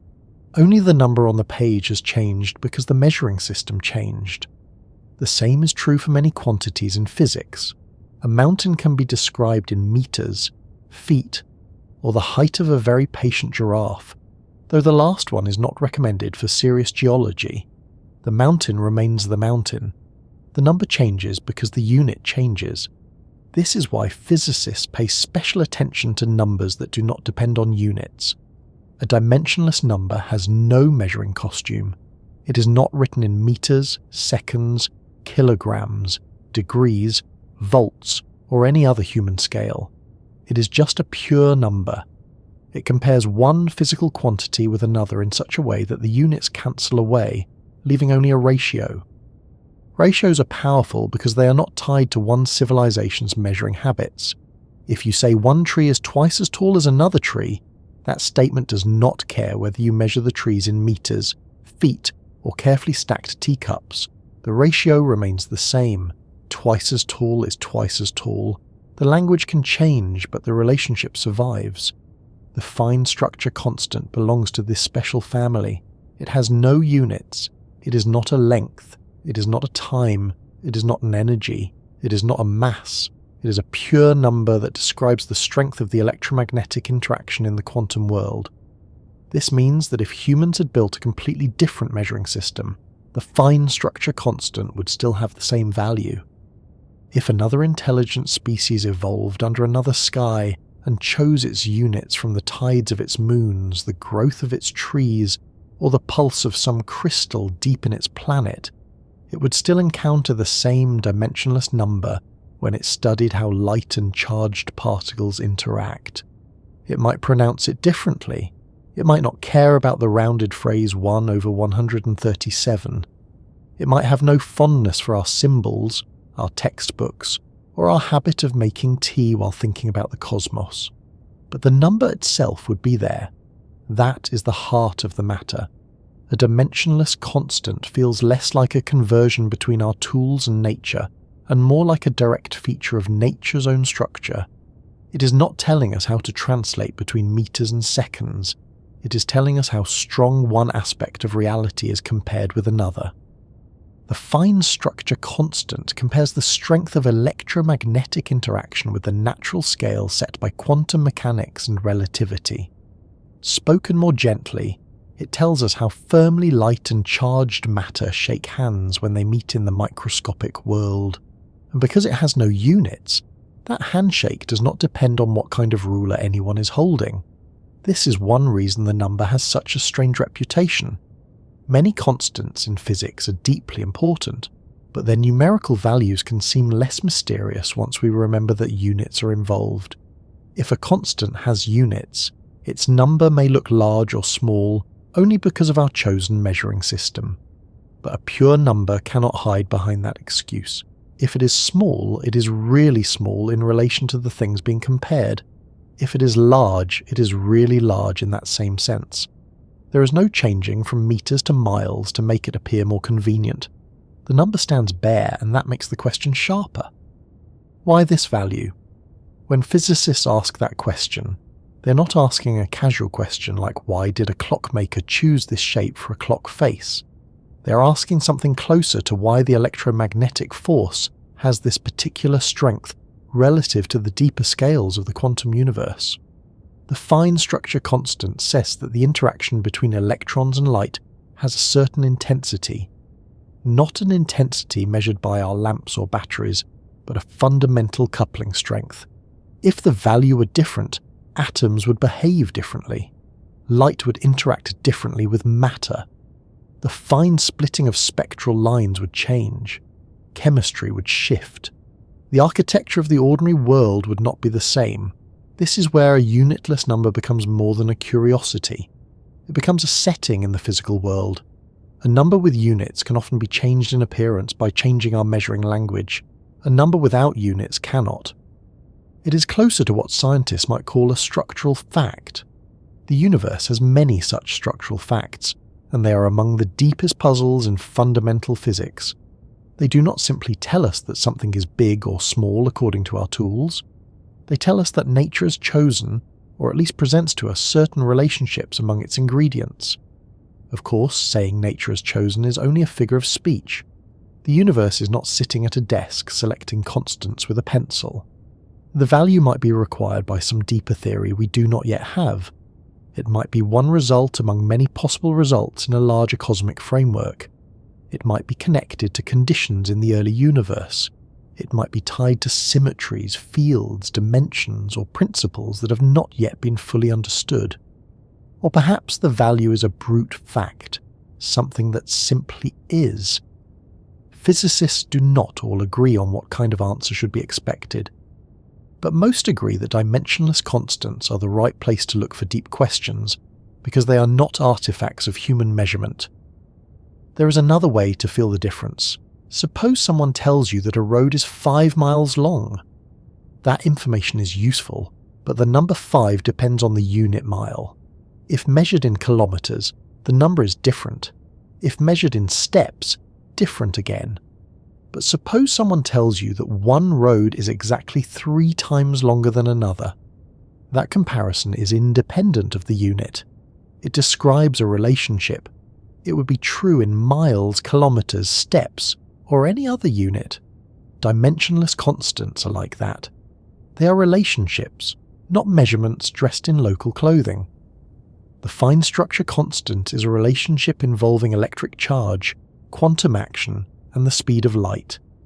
We do not need to write a formula to understand the significance.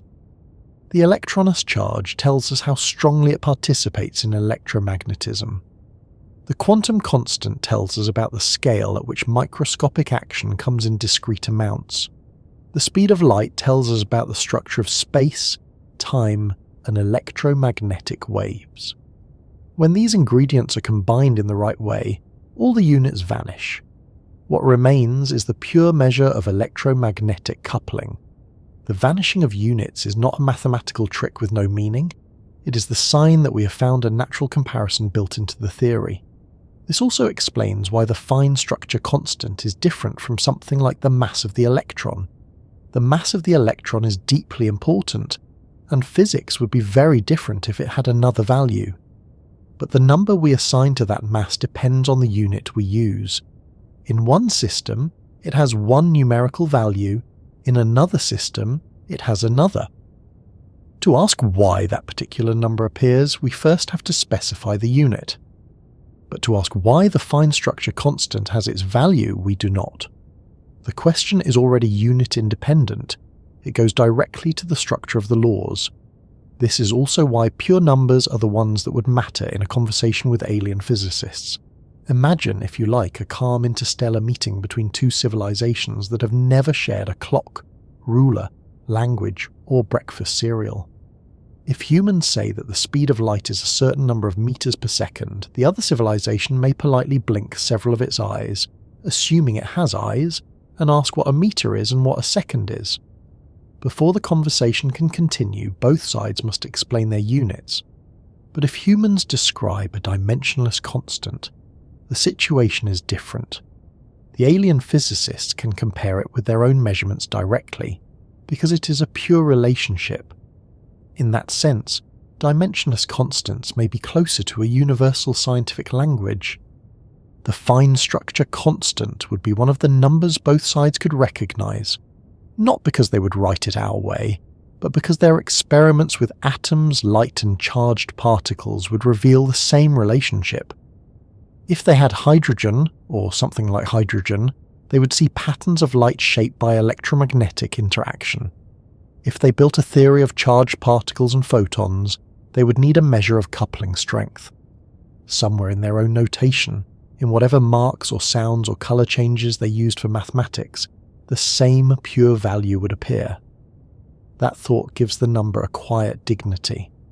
It belongs not to human culture alone, but to any possible science capable of probing the electromagnetic quantum world. It would not matter whether the scientist had fingers, tentacles, feathers, or no bodies at all in any familiar sense. Measurement systems could vary wildly. The dimensionless relationship would remain. There is something calming in that. Beneath the variety of languages and tools, there may be numbers that any sufficiently careful mind would find. Yet this also makes the mystery less avoidable. If a number depends on units, we can sometimes shrug at its appearance. Maybe it looks strange only because our unit is awkward.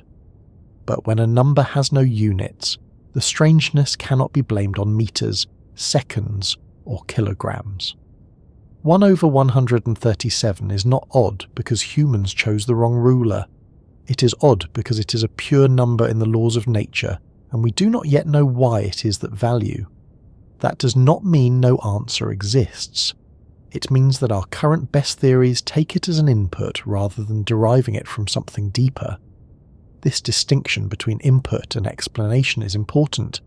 In a theory, some numbers are put in because experiments tell us their values. Once they are put in, the theory can predict many other things. That is not a weakness in a practical sense. It is how much of physics works. The fine structure constant is measured, then used. With it, quantum electrodynamics can make predictions of astonishing precision. But a deeper theory might explain why the number has the value it does. It might show that the value follows from a symmetry, a geometry, or a more fundamental arrangement of fields.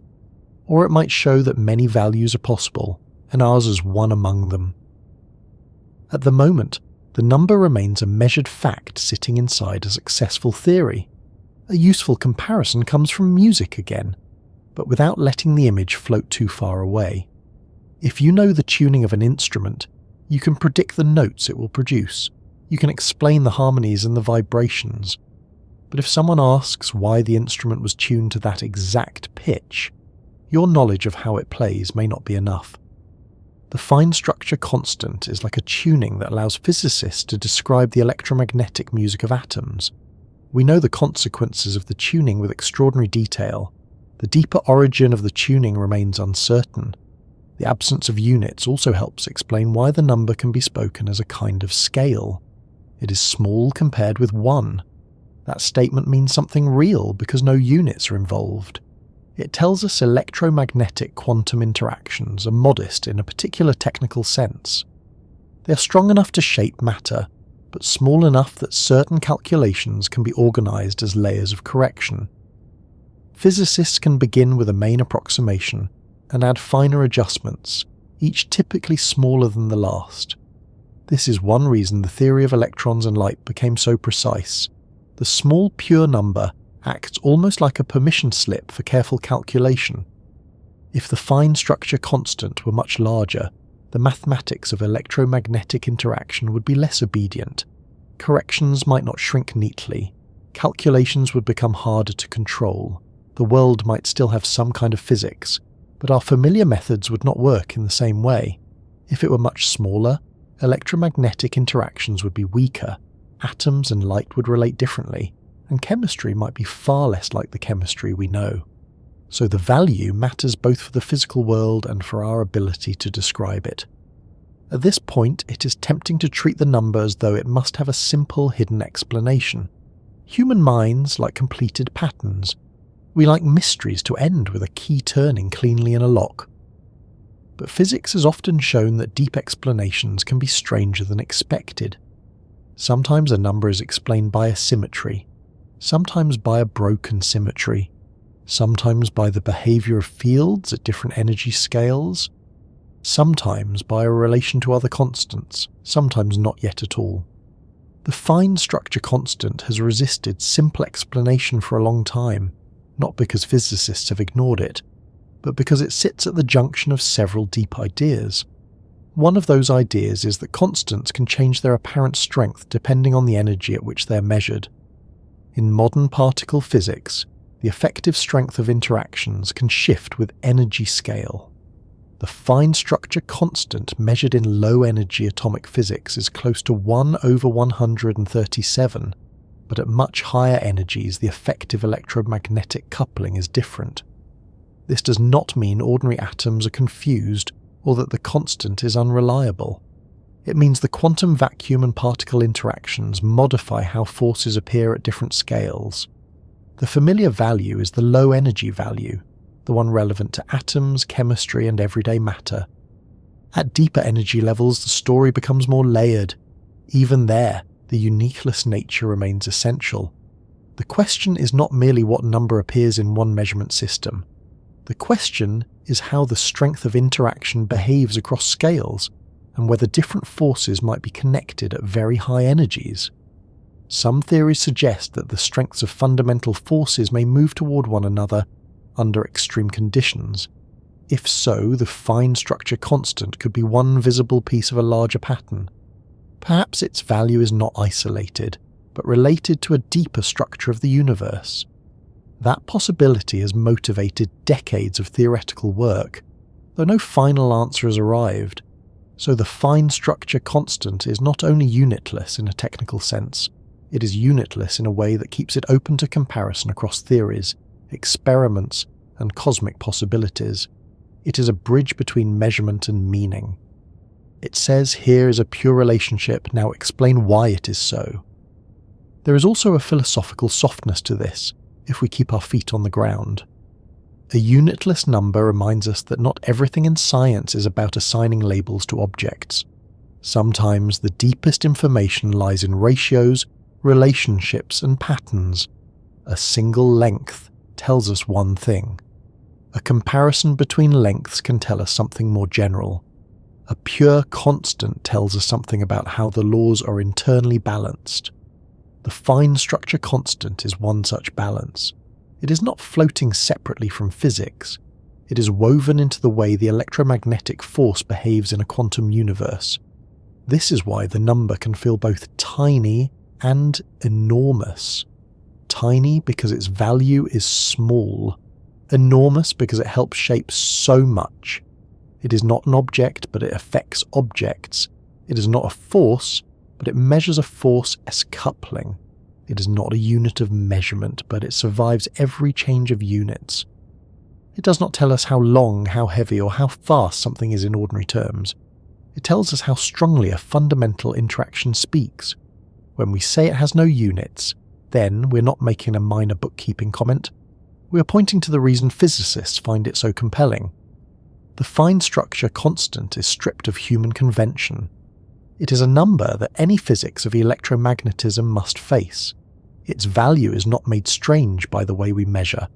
Its value is strange because it belongs directly to the structure of the interaction.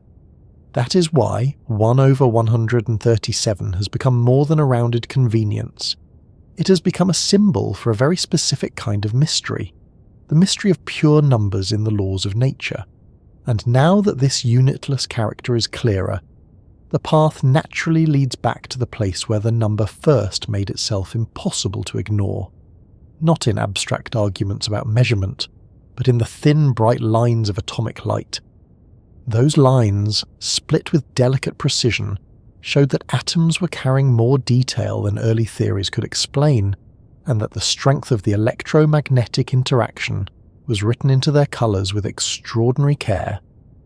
Those thin, bright lines of atomic light are a good place to slow down, because they show how a very large mystery can begin with something that looks almost delicate. A beam of light passes through a prism or a diffraction grating, spreads into colours, and suddenly the hidden structure of matter becomes visible as a pattern of narrow lines. To the eye, it may look simple. A red line here, a blue line there, a few sharp marks against darkness. But to physics, those lines were messages. They were clues that atoms were not featureless grains of matter. They had inner rules. They had allowed energies. They could receive and release light only in certain carefully measured amounts. And when scientists looked closely enough, even those lines turned out to have smaller details inside them. This is where the fine structure constant first began to earn its name. Not as a number written boldly across the sky, but as a hidden scale behind a splitting of lines. It appeared in the small differences between colours that were almost the same, in the slight separations that early instruments could barely resolve. The story did not begin with a grand theory of everything. It began with careful observation, glass instruments, heated gases, patient eyes, and the stubborn fact that atoms were producing patterns no simple picture could explain. Long before quantum mechanics had a name, scientists already knew that different substances gave off different colours of light. If you sprinkle certain salts into a flame, the flame changes colour. Sodium gives a strong yellow glow. Copper can produce green or blue-green light. Strontium gives red. These colours were familiar to chemists and eventually to fireworks makers, who learned to turn atomic behaviour into public celebration. But the deeper meaning of those colours took time to unfold.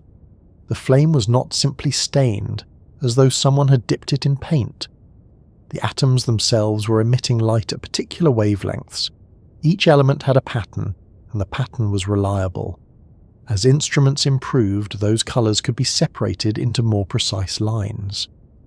Instead of seeing only a general glow, scientists could see that the light from a heated gas consisted of sharp bands at specific positions. Hydrogen, the simplest element, produced a particularly important pattern.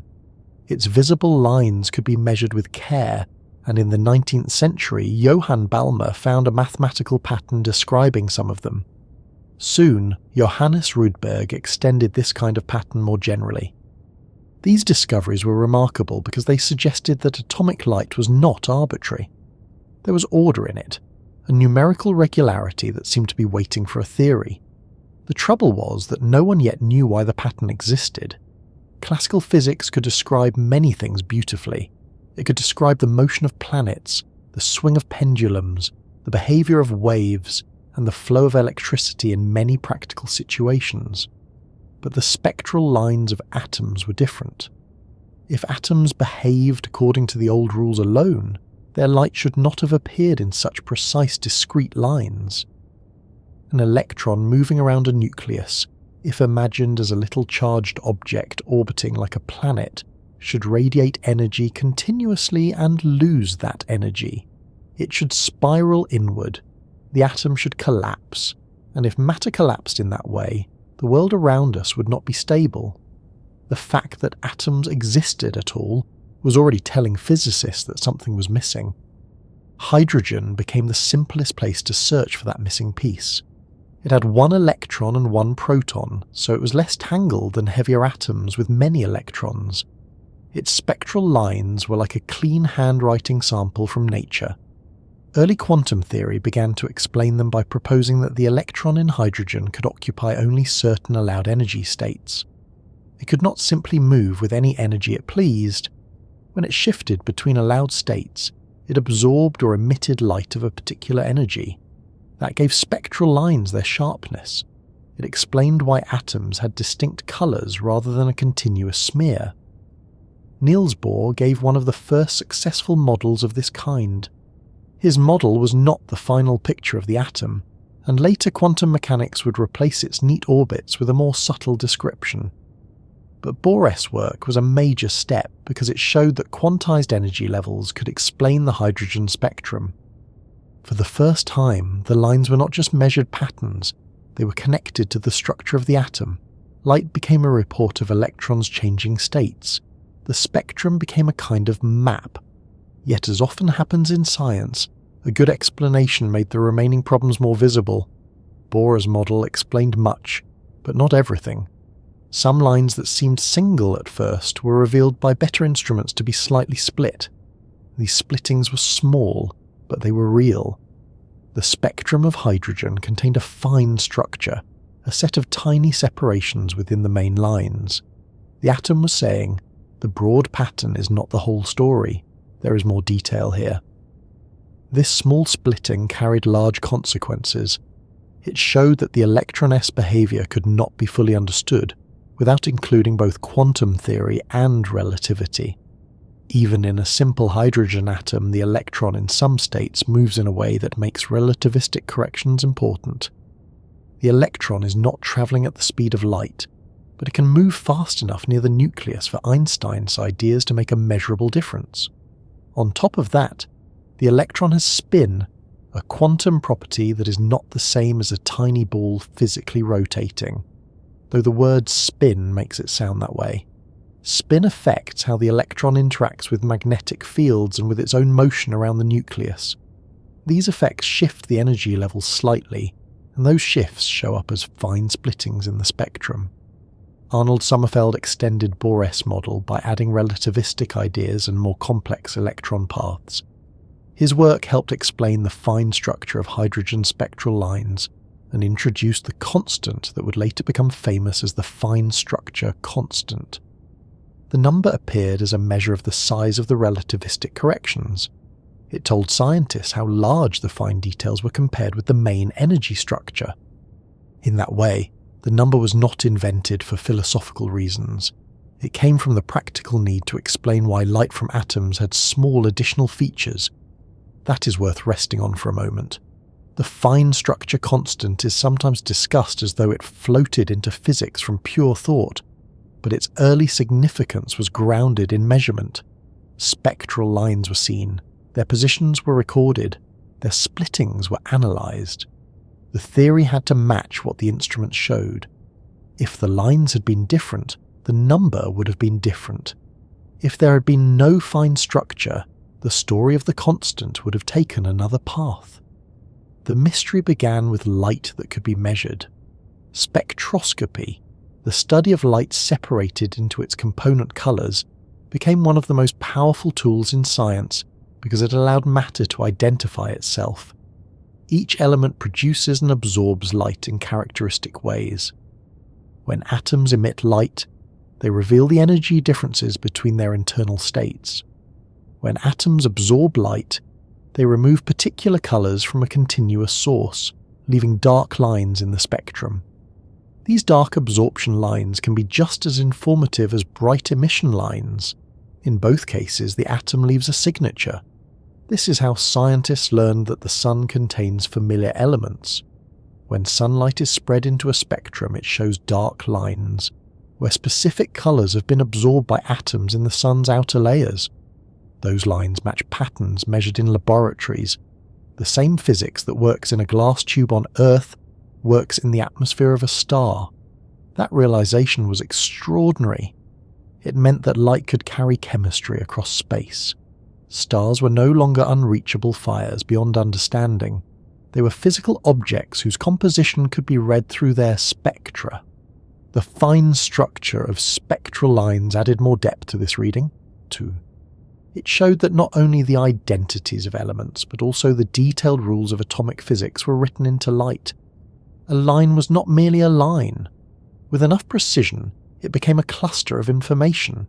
It revealed energy levels, spin effects, relativistic corrections, and the strength of electromagnetic interaction. The fine structure constant was one of the keys to organizing those details. There is something almost humble about the way this happened. Nature did not announce quantum mechanics through a single dramatic event. It allowed small inconsistencies to gather. It let the old theories almost work, but not quite. The atom emitted light in patterns that classical physics could not explain. Then quantum theory explained the main pattern, but not all the fine details. Then relativity and spin had to be included. Then even finer details required quantum electrodynamics. Each improvement made the theory more accurate, but also revealed that the atom was more layered than anyone first expected. This layered structure is one reason hydrogen remains so important. Hydrogen is simple enough to be studied with great precision, but it is not boring. It contains deep physics in a clean form.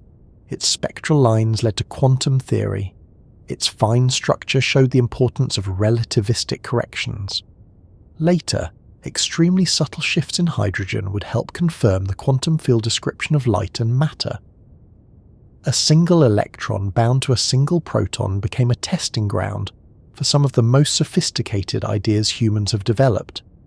The fine structure constant entered this story because it sets the scale of the fine splitting. In simple terms, the stronger the electromagnetic interaction, the larger certain atomic effects become. The constant tells us how strongly the electron couples to the electromagnetic field, and that coupling influences the electron's energy states. In hydrogen, the fine structure splittings are small compared with the main separations between energy levels, which fits with the small value of the constant. The number is close to 1 over 137, so the fine effects are subtle. Not absent, not dominant, but subtle. They are just large enough to be measured and important enough to demand explanation. That subtlety is part of the charm. The fine structure is not the main melody of the atom. It is the smaller adjustment that makes the melody more accurate. If the main spectral lines are the broad notes, the fine structure is the slight change in pitch that tells a trained listener the instrument is more complicated than it first seemed. The constant is the scale of that refinement. It is a number for the details, and physics often lives or dies in the details. The instruments used to study spectra became more precise over time. Early prisms gave way to better spectroscopes. Diffraction gratings allowed finer separation of wavelengths. Interferometers provided still more precise measurements. As the ability to distinguish nearby lines improved, the atom revealed more of its internal structure. This is a recurring pattern in physics. Better instruments do not simply confirm what is already known. They often create new questions by showing that the old picture was slightly blurred. What looked like one line becomes two. What looked like a smooth value becomes a tiny shift. What looked like emptiness becomes activity. Precision is not just a tool for checking answers, it is a way of discovering new puzzles. The spectral line story also changed how scientists thought about atoms themselves. Before quantum theory, atoms were known to exist, but their internal behaviour was unclear. Spectra provided one of the first ways to see that internal behaviour indirectly. No one could watch an electron change states in the ordinary visual sense, but the emitted light carried the evidence. The atom was invisible in detail, yet it was not silent. Its light was a record. By interpreting that record, physicists learned the rules of the unseen. In this way, spectroscopy is a kind of listening with the eyes. The atom produces a pattern of light, and the scientist interprets the pattern as a statement about energy. The sharper the listening, the more detailed the statement becomes. At first, the atom says, "I have discrete energy levels." Then it says, "Those levels have fine structure." Later it says, "Even the fine structure is not the whole story. There are smaller shifts caused by the quantum vacuum and the interaction of fields." The fine structure constant is there early in this conversation, marking the strength of electromagnetism as the atom speaks in light. It is important to keep the scale in mind. The splittings called fine structure are small. They require careful measurement. They are not the kind of effect one notices by looking at a coloured flame with the naked eye. The yellow glow of sodium is obvious. The fine details within spectral lines are not. They belong to the world of precision instruments and patient analysis. Yet small does not mean unimportant. In physics, a tiny discrepancy can overturn a worldview. A small shift in a spectral line can reveal a new property of the electron. A faint splitting can show that relativity matters inside atoms. A minor mismatch between theory and experiment can lead to an entirely new theory.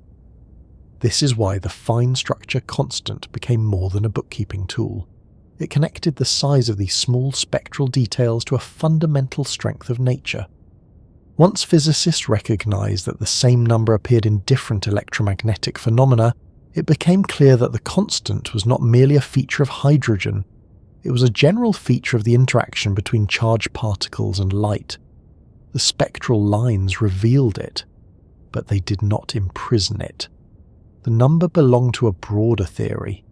Still, the historical connection to spectra gives the number its name and its first home. Fine structure is a spectral term. It is about the small separations within atomic lines, and those separations were among the signs that the atom was governed by more than simple quantization. They required a deeper union of quantum mechanics and relativity. They showed that even the simplest atom carried traces of multiple fundamental ideas at once. Let us imagine a laboratory scene, not dramatically, just plainly. A glass tube contains hydrogen gas. An electric discharge excites the atoms. They emit light. That light passes through an instrument that separates it into colours. On a detector or photographic plate, lines appear. Some are familiar from earlier measurements, but with greater resolution, a line is seen to be split. It is not a mistake. It repeats. It can be measured. The separation has a pattern. Theory must account for it. The scientist does not need to touch the atom. The atom has left its evidence in light. From such evidence came a shift in understanding. The electron was not just a charged particle in orbit. Its energy depended on quantum rules. Its motion required relativistic corrections. Its spin contributed to the structure. The electromagnetic interaction had a measurable coupling strength. The fine structure constant gathered these ingredients into one small number. It was as if the spectrum had opened a narrow window, and through it physicists could see a deeper machinery. There is another reason spectral lines feel appropriate for a sleep science story. They are orderly without being loud. A spectrum is not chaos. It is a set of quiet marks, each one precise. In the night sky, the stars seem like points of light, but within that light are patterns of absorption and emission, written by atoms. The same constants that shape a laboratory spectrum shape starlight, travelling for years, centuries, or millions of years. When we study those lines, we're not only studying atoms, we're studying the consistency of nature across time and space. Astronomers have used spectral lines to test whether constants like the fine structure constant might have been different in the distant past. Light from faraway quasars, for example, has passed through gas clouds on its way to us. Those gas clouds leave absorption lines. By comparing these patterns with laboratory measurements, scientists can look for signs that the fine structure constant was different when the light interacted with that ancient gas. This is difficult work, full of careful corrections and debates. The overall message is that if the constant changes at all across cosmic history, the change must be extremely small. The familiar value seems remarkably stable, but the fact that such tests are possible shows again how spectral lines connect tiny atomic physics with the large-scale universe. The same narrow lines that revealed fine structure in atoms can become tools for cosmology. That is one of the pleasures of physics, as detail in hydrogen leads to quantum theory. A number in quantum theory becomes a way to test whether the laws of nature are the same across the observable universe. The small and the large are not separate stories. Light ties them together. Fine structure also reminds us that the world is not built only from rough approximations. Our senses are often satisfied with broad categories: bright or dim, red or blue, hot or cold, solid or liquid. But nature contains details far beyond everyday perception. An atomic line may look single until the instrument improves. An energy level may look simple until spin is considered. A vacuum may look empty until quantum field theory reveals its effects. The history of spectral lines is a history of looking closer and finding that reality has smaller print. This smaller print did not make physics less elegant. It made elegance more demanding. Early theories could capture the broad strokes, but each new precision required a better account. The fine structure constant helped organize one layer of that account. Later theories would make the picture still more exact, showing that electrons and photons interact through processes that require careful quantum field calculations. The fine structure constant would become the small parameter that determines the size of many corrections. The spectral lines were the first clue, but not the last. By the time physicists developed the modern understanding of atoms, the old image of electrons as little planets had faded. The spectral lines had helped force that change. They showed that electron behavior is quantized. Fine structure showed that spin and relativity matter. Still finer measurements showed that the vacuum itself contributes. Each layer of spectral detail asked physics to become more precise and less dependent on everyday intuition. This is why the fine structure constant should be met not only as a number, but as a historical turning point. It stands in the line of discoveries that moved science from classical pictures to quantum reality. It helped reveal that the atom is not merely small, it is governed by rules that are not visible in ordinary experience. Those rules are strict, measurable, and profoundly successful, but they are not common sense. Spectral lines were among the first readable traces of that unfamiliar world, and the mystery remains alive because the constant did more than explain the splitting. It also raised the deeper question we keep returning to. Why is the electromagnetic coupling strength what it is? The spectral lines show us the value in action. They show the consequences. They let us measure, compare, and confirm. But they do not by themselves explain why the value is near 1/137. The lines reveal the mystery. They do not finish it. That is often the role of experiment. It does not always answer the deepest question immediately. Sometimes it gives the question a shape. Before spectral measurements, there was no clear fine structure puzzle. After them, there was a definite phenomenon needing explanation. The atom had spoken in split lines and physics had to respond. So when we look back at the spectral origins of the fine structure constant, we see a careful chain of discovery. Heated gases produce distinct colours. Spectroscopes separated those colours into lines. Hydrogen showed a pattern. Quantum theory explained the main pattern. Improved instruments revealed small splittings. Relativity and spin explained much of that fine structure. The constant emerged as the measure of the scale of those effects, and later quantum electrodynamics carried the same number into a still deeper description of light and matter. This chain matters because it keeps the story grounded. 1/137 did not become famous because it looked interesting on its own. It became important because nature kept using it in measurable places. The spectral lines were among the first places where the number meaning could be seen clearly. They gave physicists a reason to care and then a reason to keep caring. From here, the path moves naturally into the theory that took the interaction between light and electrons to an extraordinary level of precision. The fine structure of spectra opened the door, but quantum electrodynamics walked through it and built an entire framework on the other side. A framework where electrons, photons, fields, and empty space all became part of a calculation so accurate that it still feels almost unreal.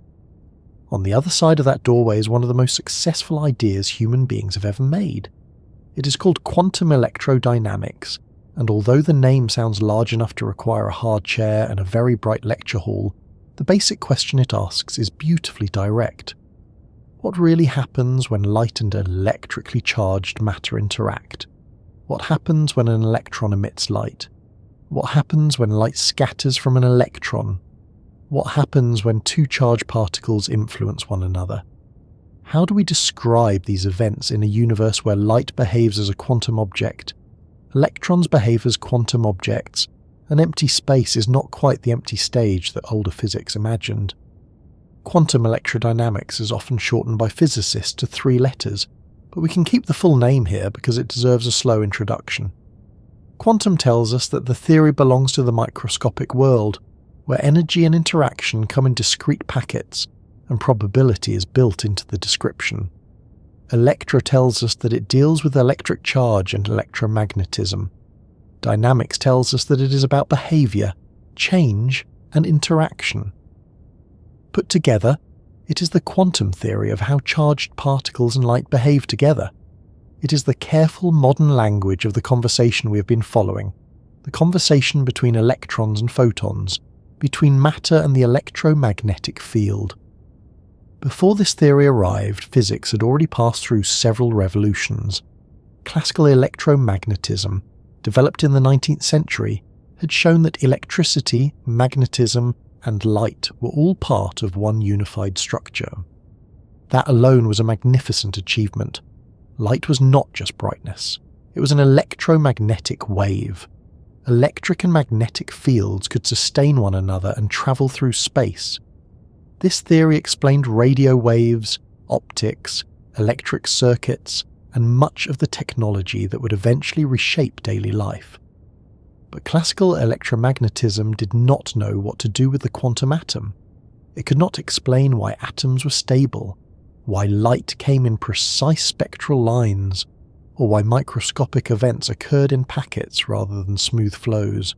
Quantum mechanics then arrived and changed the rules. It described atoms with allowed energy states.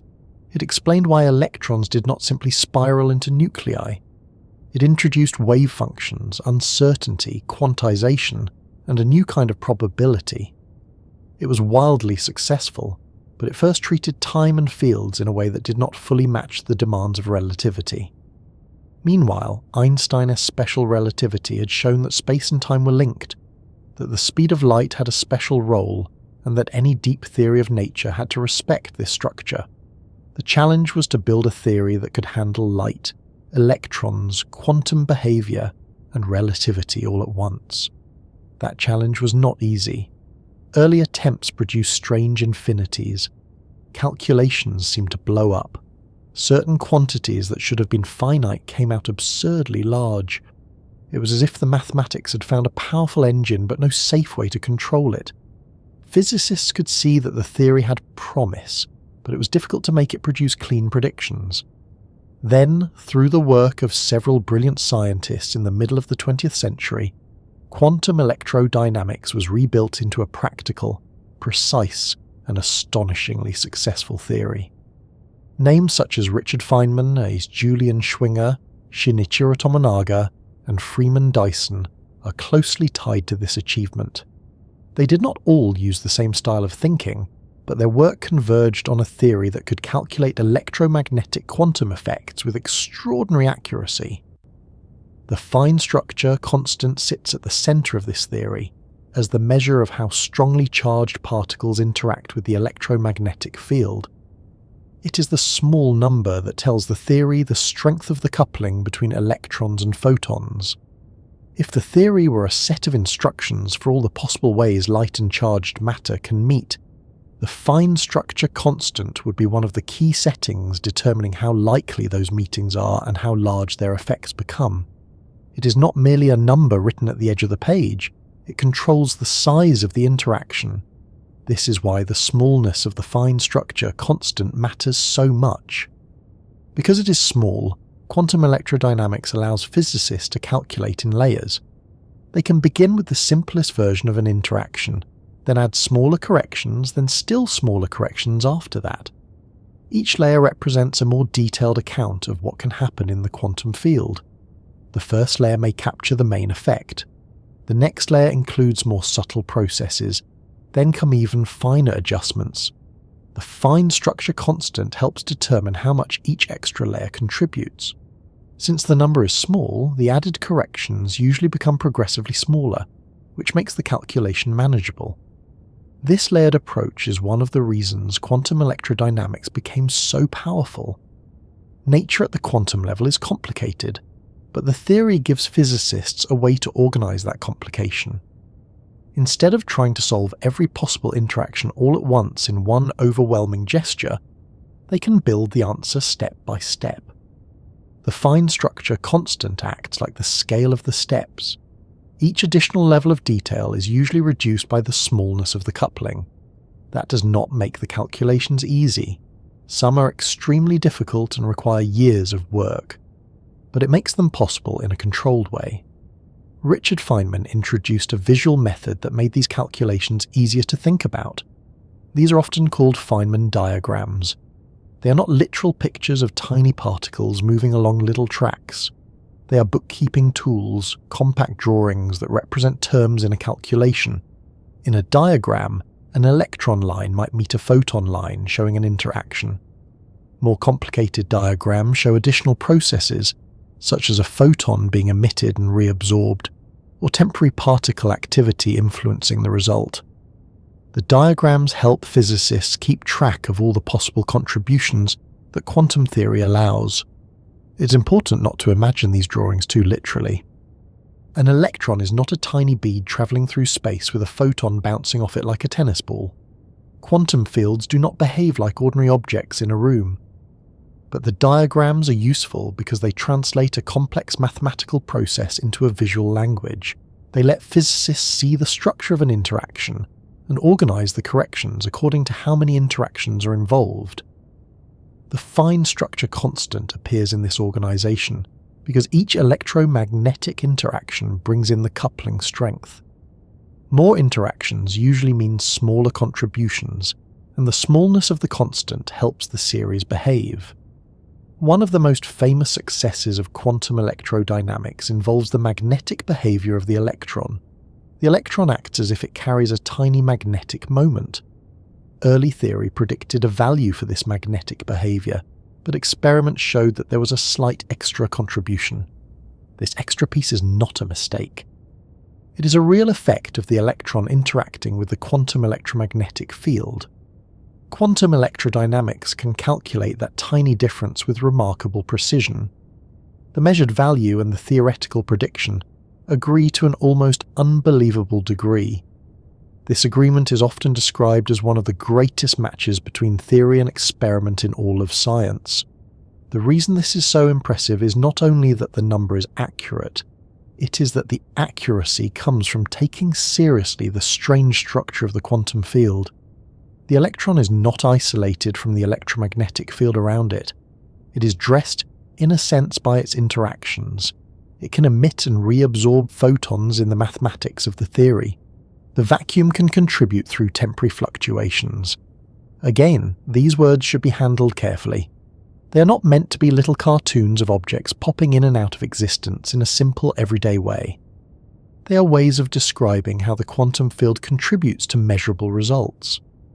The important point is that these contributions can be calculated, and when they are, they match what experiments find. Another famous success is the Lamb shift, a tiny difference in the energy levels of hydrogen that earlier theory did not predict correctly. Hydrogen had already taught physicists so much through its spectral lines, but precision measurements reveal that even the fine structure picture was not complete. Certain energy states that should have been identical according to a simpler theory were slightly different. Willis Lamb and Robert Rutherford measured this effect in the 1940s. Quantum electrodynamics explained it by accounting for the interaction between the electron and the quantum electromagnetic field, including effects associated with the vacuum. Once again, a tiny spectral detail became evidence for a deeper layer of reality. The Lamb shift is a beautiful example of how quantum electrodynamics turns small discrepancies into triumphs. The difference was not large. It was not visible to ordinary senses.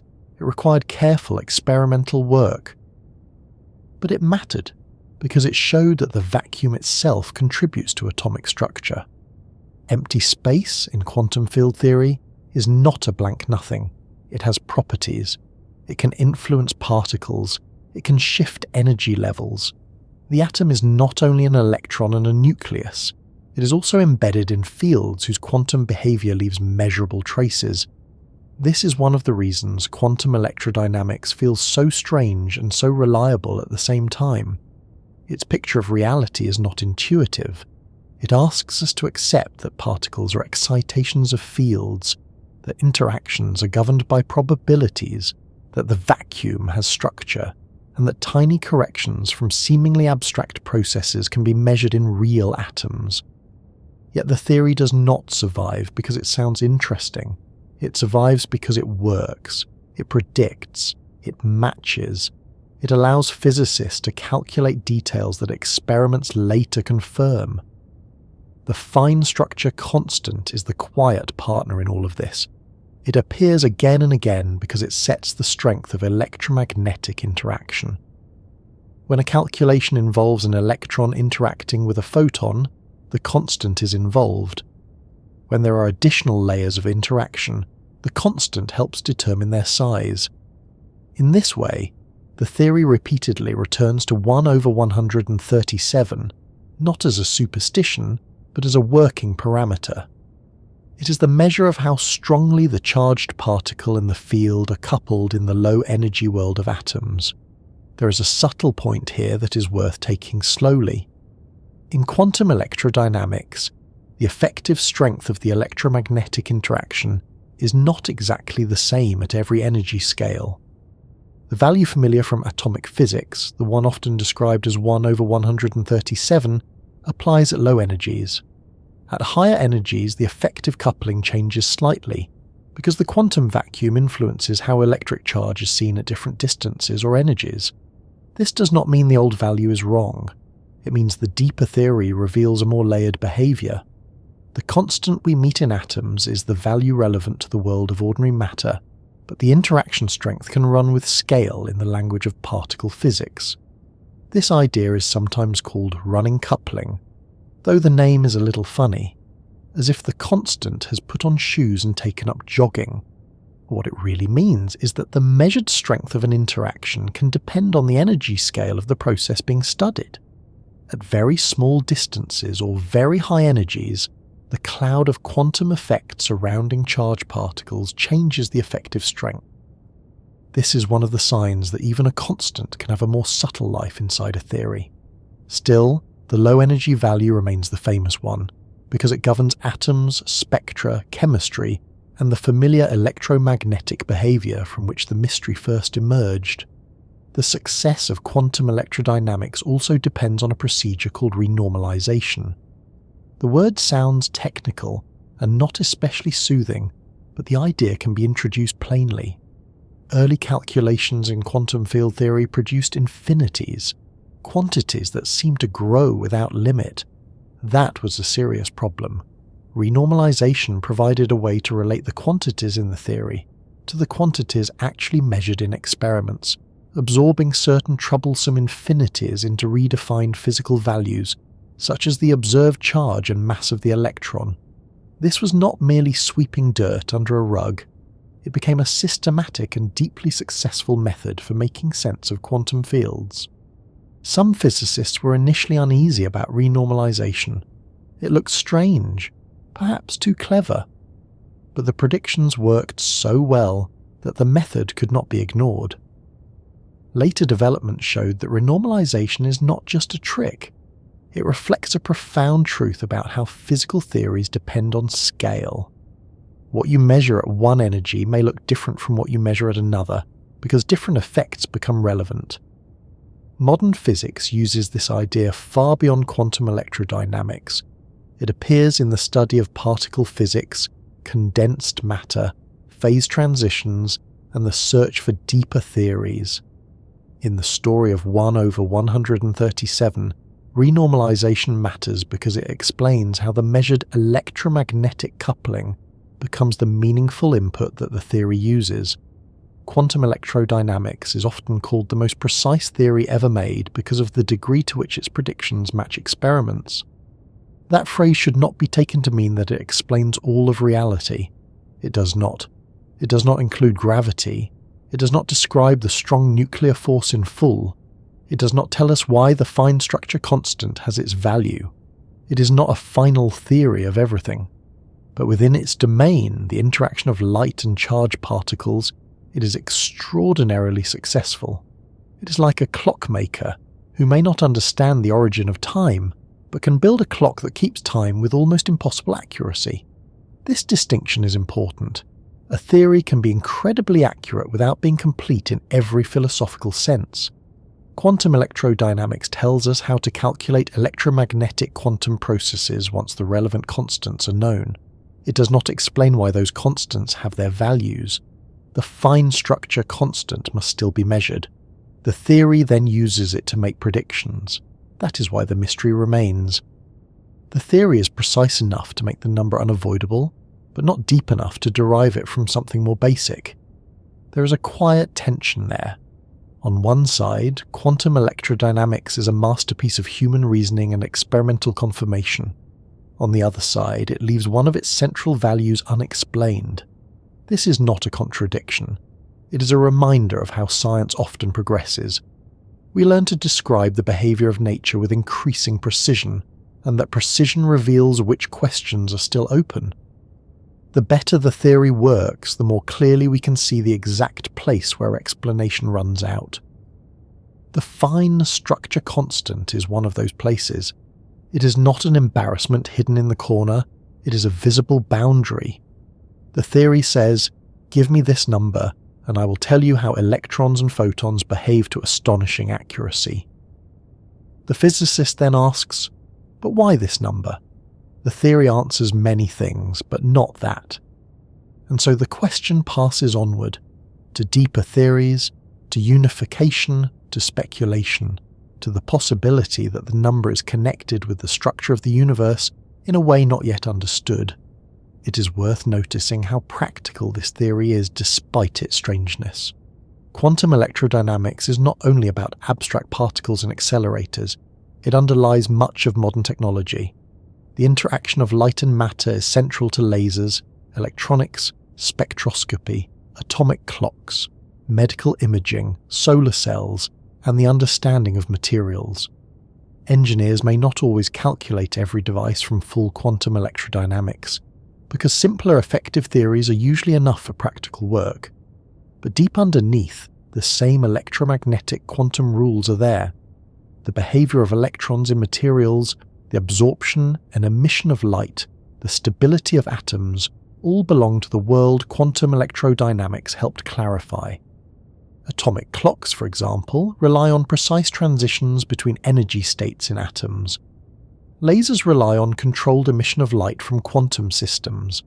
Spectroscopy relies on the fact that atoms and molecules absorb and emit light in predictable ways. The theory of these processes depends on the interaction between charged particles and electromagnetic fields. The fine structure constant is part of the foundation. It is not sitting visibly in every device, but it is part of the physical grammar that makes the device possible. There is also a philosophical lesson in the precision of quantum electrodynamics. Human intuition was not built for electrons and photons. It was built for walking, eating, reaching, avoiding danger, recognizing faces, and perhaps remembering where one left the keys, though that last ability remains unevenly distributed. The microscopic world does not owe us intuitive pictures. Yet through mathematics, experiment, and patient correction, human beings developed a theory that describes that world with extraordinary accuracy. We may not be able to imagine quantum fields directly in the way we imagine a chair, but we can test them. We can build instruments. We can compare predictions. We can learn. The fine structure constant becomes a kind of reminder of both power and limitation. It reminds us of the power of physics because the same small number appears in calculations that match the real world. It reminds us of limitation because we still cannot explain why the number has its familiar value. It is as if nature allows us to read a sentence perfectly, pronounce every word, understand its grammar, and still not know why the sentence was written that way. One might ask whether a future theory could remove the mystery entirely. Perhaps. There have been many attempts to connect the fine structure constant to deeper principles.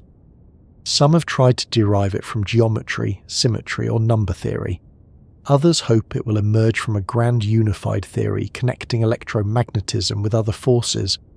Still others think its value may be environmental, one among many possible values in a larger multiverse or landscape of physical possibilities. None of these ideas has produced a universally accepted explanation.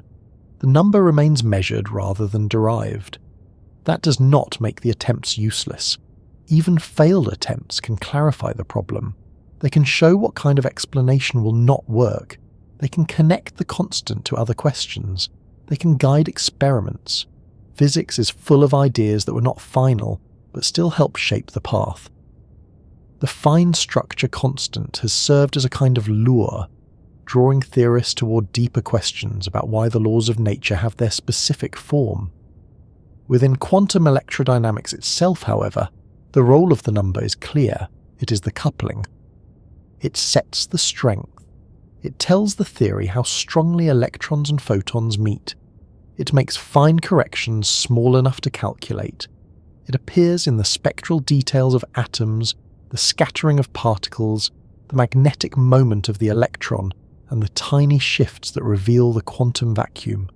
It is everywhere within this domain, not as decoration, but as structure. The remarkable precision of the theory also depends on careful experiments. Theory alone is not enough. Scientists measure spectral lines, magnetic moments, scattering rates, and other quantities with extraordinary care. They control temperature, fields, motion, noise, and countless sources of uncertainty. They compare the results with calculations that may include enormous numbers of terms. This partnership between theory and experiment is what gives quantum electrodynamics its authority. The equations are not admired merely because they are elegant. They are trusted because they survive contact with measurement. There is something calming in that partnership. The theory reaches into a realm far beyond ordinary perception, but it is anchored by instruments and evidence. The fine structure constant may be mysterious in origin, but its effects are not vague. They can be measured, they can be tested, they can be used. The mystery is surrounded by precision, like a small dark island in a sea of carefully mapped water. As the story continues, quantum electrodynamics leaves us with a strange and productive situation. We have a theory of light and charged matter so accurate that it ranks among the greatest achievements of science. We have a pure number at its centre, a number close to 1/137 that determines the strength of the interaction. We can measure that number, use it, refine it, and watch it appear across atomic and particle physics, but we cannot yet explain why the universe gives it to us. That unresolved question is part of why physicists became so attached to the number, sometimes seriously, sometimes almost playfully, sometimes with the irritation that comes from a puzzle that refuses to move. It was not only the precision that fascinated them, it was the combination of precision and mystery, a number that works everywhere it should, yet will not say where it came from, has a way of staying in the mind. And so the fine structure, constant, moved from spectral lines into quantum electrodynamics, and from there into the imaginations of physicists who wondered whether one small number might be hinting at a deeper order still out of reach. The number stayed in the mind of physicists because it had a rare talent for being both useful and unexplained. That combination is very hard to ignore. A number that appears once can be a detail. A number that appears in several places can be a clue. But a pure number that appears at the heart of one of the most accurate theories ever built, while refusing to reveal why it has its value, becomes something else. It becomes a question that follows people home from the laboratory. It becomes the sort of thing that can sit quietly in the background of a career, waiting for a deeper theory to come along and make sense of it. Physicists are often portrayed as people who love answers, but that is only half true. They also love good questions, especially the kind that become sharper the more you learn.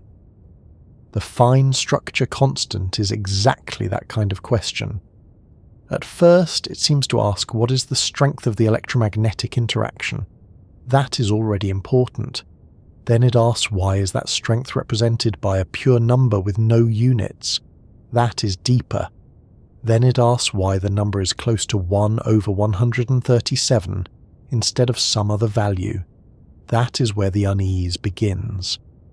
It is not enough to say that experiments measure it. Experiments tell us what the value is. They do not tell us why nature has arranged the value in that way. This is the kind of problem that can bother a theoretical physicist in the most productive sense. A theorist is not satisfied with a list of facts, even very accurate facts. A theorist wants to know which facts are independent and which are consequences of something deeper. If two ideas that look separate can be shown to come from one principle, physics becomes simpler and more powerful. If a constant that looks arbitrary can be derived from a deeper theory, the universe becomes a little less like a table of numbers and a little more like an organized structure. The fine structure constant looked like the kind of number that should have an explanation. It was too important to be ignored, too specific to feel comfortable, and too pure to be blamed on human units. The obsession did not come from mysticism, at least not in the serious scientific tradition. It came from discipline. It came from the suspicion that fundamental physics should not leave such an important number hanging in midair. The number was not merely decorative. It governed the strength of the interaction between electrons and light. It appeared in atomic spectra. It appeared in quantum electrodynamics. It helped determine the size of corrections that experiments could measure with extraordinary precision. A number doing that much work naturally invites interrogation. If it is part of the machinery, what sets it? This question appealed especially to physicists who were searching for unity. The 20th century was full of unifications. Electricity and magnetism had already been joined into electromagnetism. Space and time had been joined into space-time. Quantum mechanics and special relativity had been joined in quantum field theory. Later, the electromagnetic and weak nuclear interactions would be connected in the electroweak theory. Each unification showed that nature can look more complicated at one level than it is at a deeper level. Separate phenomena may turn out to be different aspects of one structure. So it was natural to wonder whether the fine structure constant might also be understood as part of a deeper unity. A pure number close to 1 over 137 seemed almost to dare physicists to explain it. It was not a messy measured quantity like the length of a particular river or the mass of a particular rock. It was a fundamental ratio, free from units, appearing in the laws themselves. That made it feel like something that might someday be derived. Perhaps it came from geometry, perhaps from symmetry, perhaps from the hidden shape of a deeper theory.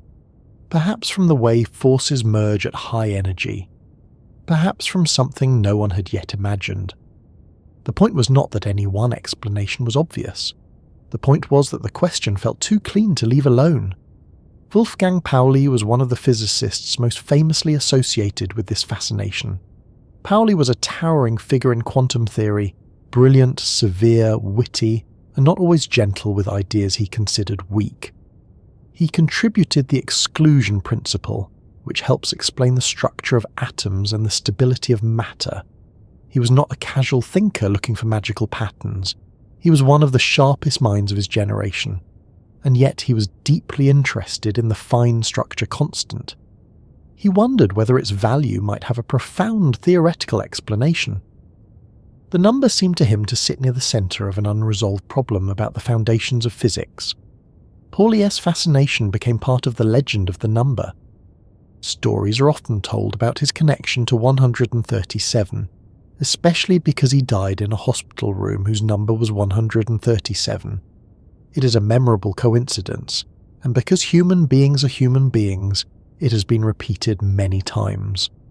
But the coincidence should not distract us from the real scientific point. Pauli cared about the number because it represented a genuine unsolved problem. The room number is a story. The physical constant is the substance. If anything, the story survived because the substance was already important. Richard Feynman also spoke memorably about the fine structure constant. Feynman had an unusual gift for making difficult physics sound direct without making it shallow. He emphasized that this number was one of the great mysteries of physics because it seemed to be handed to us by nature, with no clear explanation. He pointed out that physicists can measure it and use it, but do not know why it has the value it has. That is a very Feynman sort of discomfort.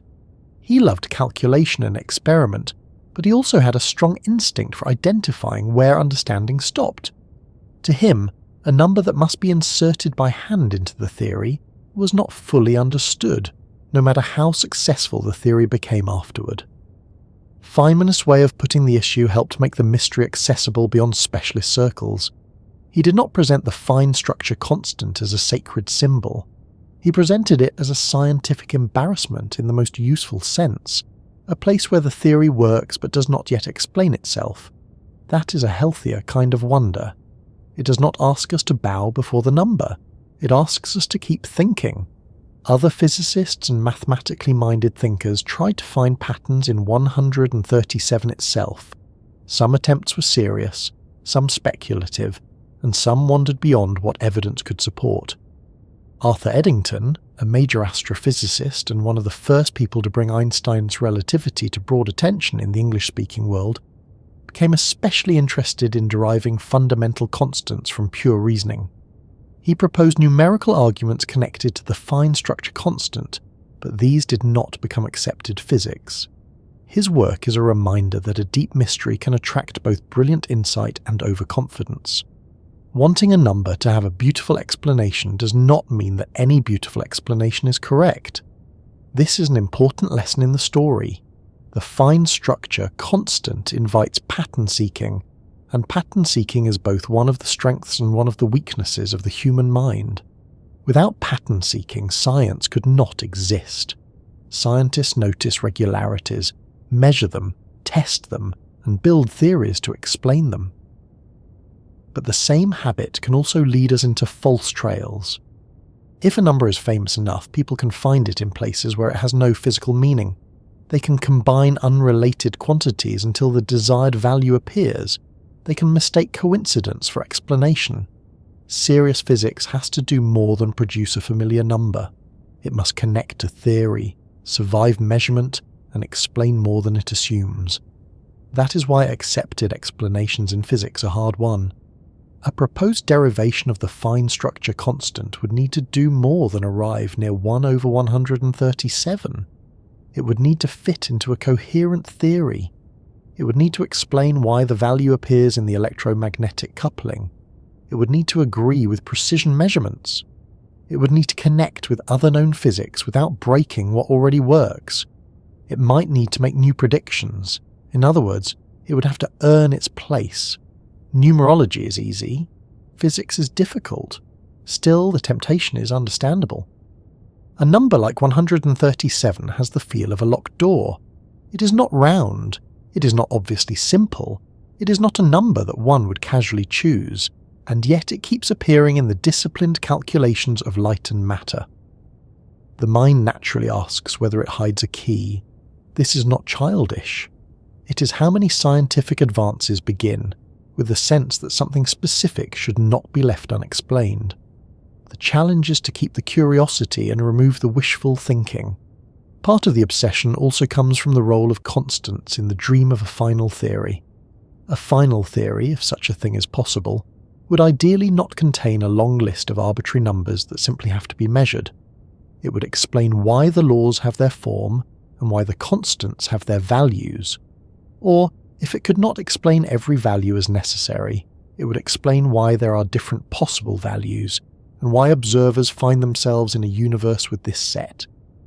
The fine structure constant is one of the most visible examples of this problem. It is a pure number central to known physics and not yet derived. That makes it a natural target for anyone dreaming of deeper completeness. The search for grand unification added another reason to care. In the known universe, there are several fundamental interactions, including electromagnetism, the weak nuclear interaction, the strong nuclear interaction, and gravity. Physicists discovered that the apparent strengths of some forces change with energy. At everyday energies, the forces look different.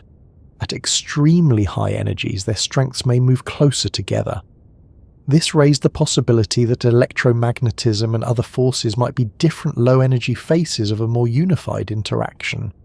If that is true, then the fine structure constant might not be an isolated number. It might be related to the structure of a deeper theory, and to the way that theory changes as the universe cools from very high energies. This possibility is attractive because it turns a lonely number into part of a family story. Instead of asking why electromagnetism has this strength all by itself, one asks how all the interaction strengths arise together from a more fundamental arrangement. The answer may involve symmetries that are exact at high energy, but broken at lower energy. It may involve fields that fill space. It may involve the particle content of the universe. The details are complex and no final theory has settled the question. But the fine structure constant remains one of the guideposts. It is a low-energy clue to high-energy structure. String theory and related ideas have also touched the mystery. In some versions of these theories, constants that appear fixed in our low-energy world may be determined by the shapes and sizes of hidden dimensions, or by the values of fields that settle into particular states. This opens a different kind of explanation. The fine structure constant might not be dictated by a simple piece of arithmetic.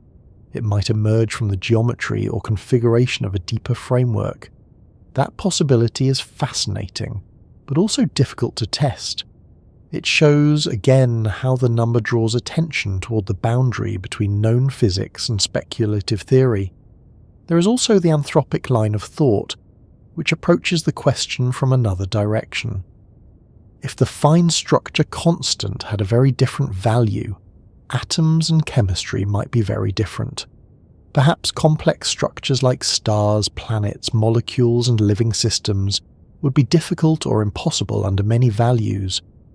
If there are many possible universes or many possible regions with different constants, then observers naturally find themselves only where the constants allow observers to exist. This does not derive the value in the traditional sense, and many physicists find anthropic reasoning unsatisfying if used too quickly. But it addresses why we might observe a value compatible with complexity. It turns the question from why must the number be this way to why can beings like us only ask the question in a universe where the number lies in a certain range. That idea is controversial in tone as much as in content. Some scientists see it as a necessary tool if the landscape of possible physical laws is real. Others worry that it weakens the search for deeper explanations by making constants seem like environmental accidents. The fine structure constant sits directly inside this debate. Is its value inevitable? derivable from first principles? Or is it one possible value among many, with our existence selecting the range we can observe? We do not know. The number remains calm while physicists argue around it.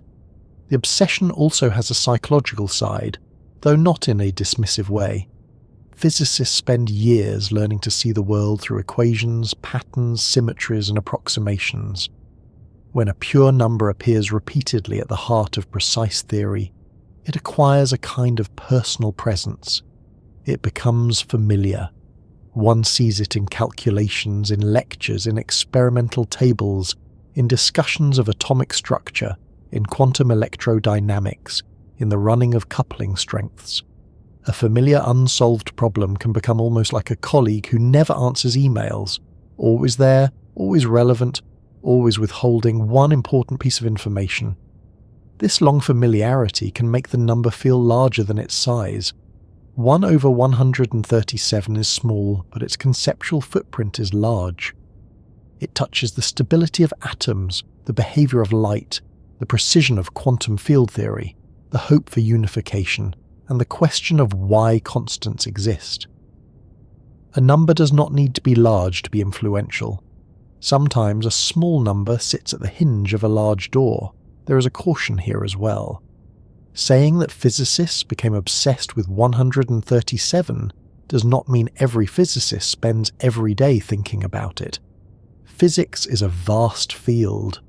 Many researchers work on materials, plasma, cosmology, nuclear structure, quantum information, optics, gravity, and countless other topics without dwelling on this constant as a personal riddle.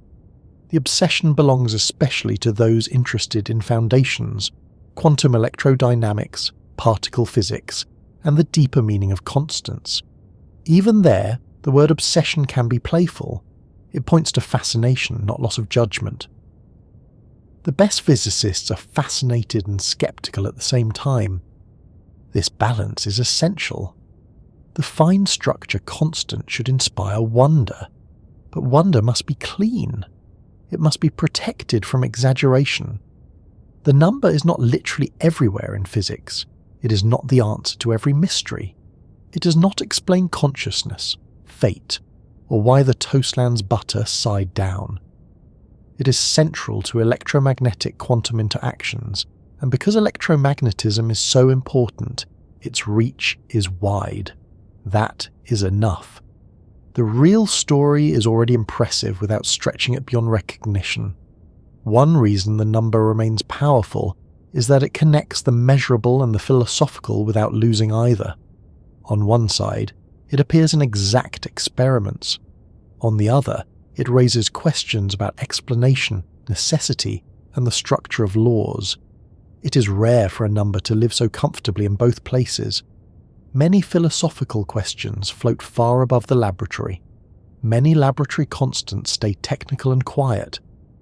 The fine structure constant does both.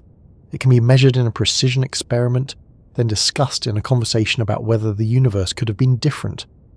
The dual life gives it a special place in the imagination of physics. It reminds us that the deepest questions are not always far away. They may be present in the ordinary interaction of light with matter. They may be hidden in the fine splitting of a spectral line. They may be built into the strength with which an electron responds to a photon.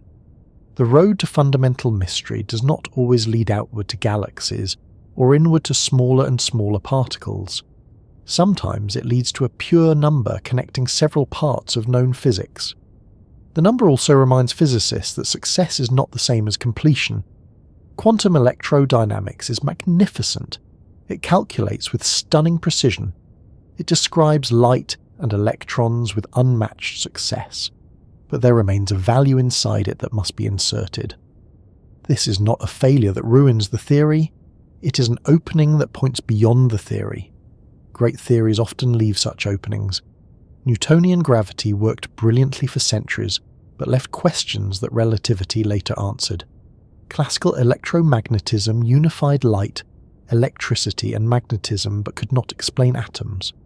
Quantum mechanics explained atoms but led to the need for quantum field theory. Perhaps the fine structure constant is a similar opening, a small place where a future theory may enter, or perhaps it will teach a different lesson. Perhaps not every constant has the kind of explanation physicists hope for. Perhaps some values are environmental or historical outcomes rather than mathematical necessities. That possibility is less tidy, but nature is not required to satisfy the human taste for tidy endings.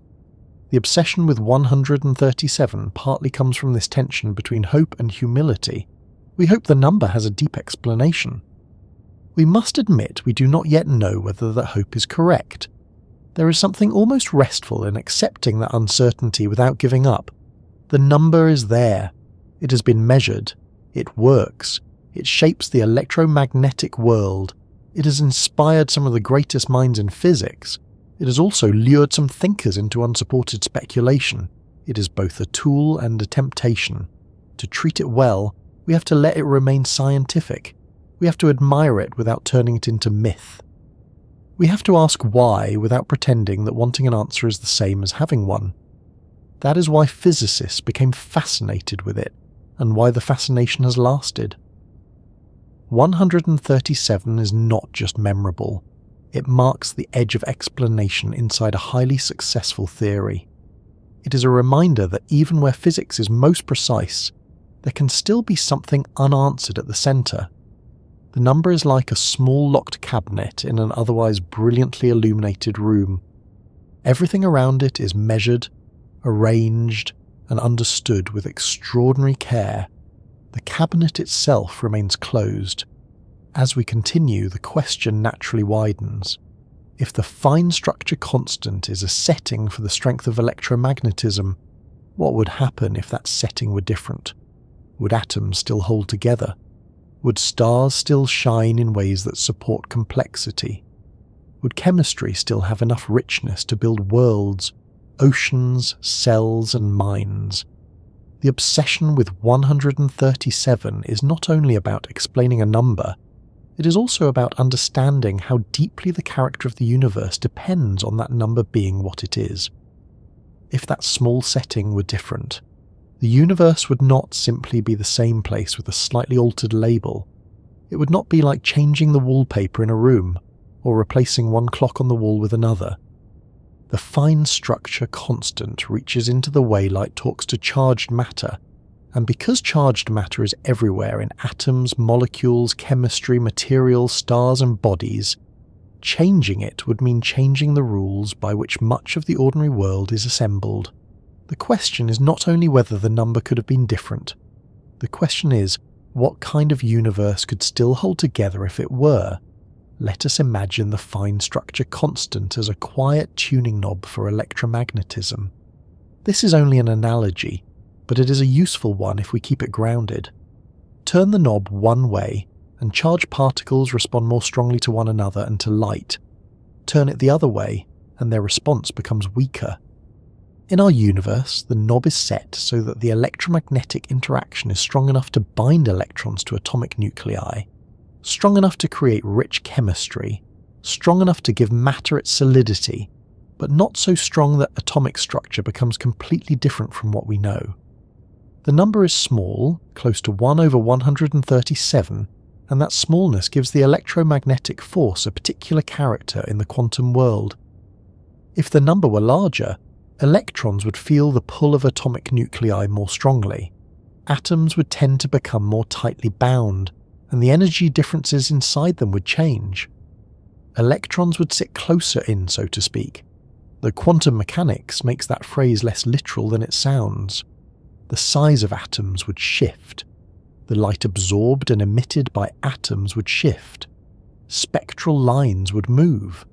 Chemical bonds would change their strengths and lengths. Materials would not have quite the same properties. The colours of substances could be altered, because colour depends on how electrons in atoms and molecules interact with light.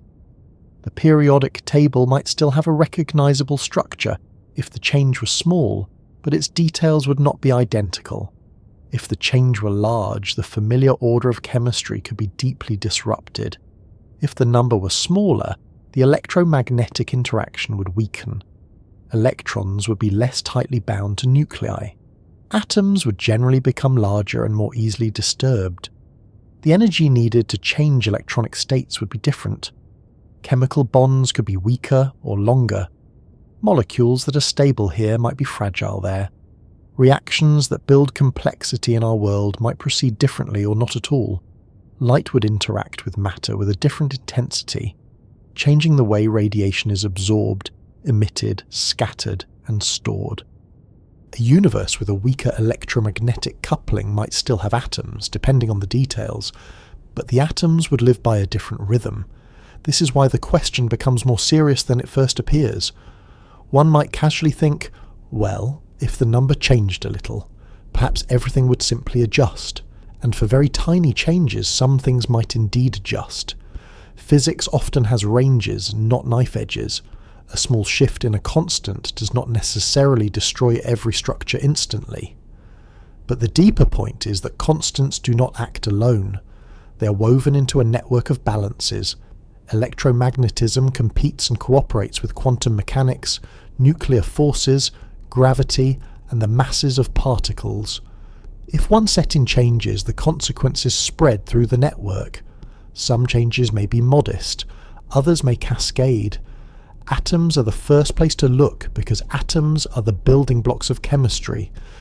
An atom is held together by the attraction between negatively charged electrons and the positively charged nucleus. Quantum mechanics prevents the electron from simply falling into the nucleus. The size and energy of the atom arise from a balance between electromagnetic attraction and quantum behavior. The fine structure constant helps define that balance.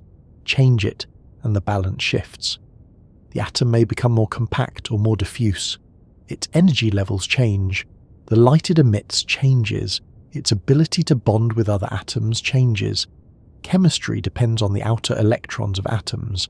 These electrons decide whether atoms cling together, share electrons, give them away, or refuse to cooperate. In our universe, carbon can form long chains and complex rings. Oxygen binds with hydrogen to form water.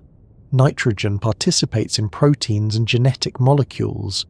Metals conduct electricity because some electrons can move freely through their structures. These properties are not arbitrary. They depend on electron arrangements, and electron arrangements depend on electromagnetic strength. If the fine structure constant were different enough, the chemistry that makes rocks, oceans, atmospheres, and living cells possible would not simply be rewritten in a different font. It might become a different language. Carbon is a helpful example, not because the fine structure constant alone decides everything about carbon, but because complex chemistry often turns around carbon-ES unusual flexibility. Carbon can form stable bonds with itself and with many other elements. It can build chains, sheets, rings, cages, and delicate biological structures. The strength and shape of these bonds depend on quantum mechanics and electromagnetism. Change the electromagnetic coupling, and the balance of chemical stability changes. A universe where carbon chemistry is much less flexible might still have matter, stars, and planets, but it might lack the chemical richness needed for life as we understand it. Water is another quiet example. Water's properties depend on the electromagnetic behavior of hydrogen and oxygen, the distribution of electrons in the molecule, and the attraction between neighbouring molecules. The fact that ice floats, that water dissolves many substances, that it remains liquid over a useful range of temperatures, and that it supports complex chemistry, all come from molecular structure. Change the underlying electromagnetic strength enough, and those properties could shift. A universe with altered water might have different oceans, different weather, different geochemistry, or no familiar water-based life at all. Then there are stars. It might seem that stars belong mostly to gravity and nuclear physics, far away from a number associated with electrons and light. But stars are not governed by one force alone. Gravity compresses gas. Electromagnetism affects the behavior of charged particles in the plasma. Nuclear reactions depend on particles overcoming electrical repulsion between positively charged nuclei. Light carries energy outward. Atomic and plasma processes shape opacity. which is the way stellar material absorbs and scatters radiation. The fine structure constant influences several of these ingredients. Inside stars, nuclear fusion requires positively charged nuclei to come close enough for the strong nuclear force to bind them. But positively charged nuclei repel one another electromagnetically. The stronger the electromagnetic repulsion, the harder it is for nuclei to approach.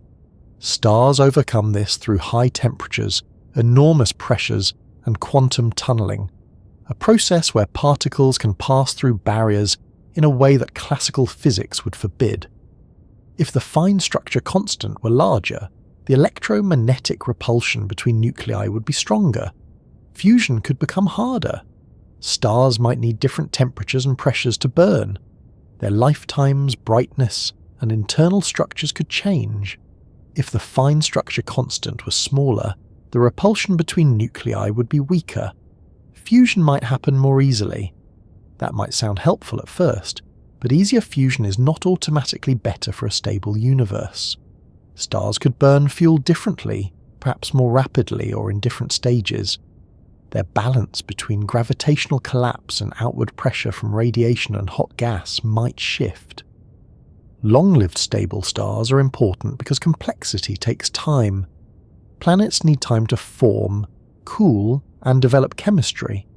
Life, at least as we know it, needs long stretches of relative stability. A universe full of stars that burn too violently or too briefly might be spectacular, but not hospitable.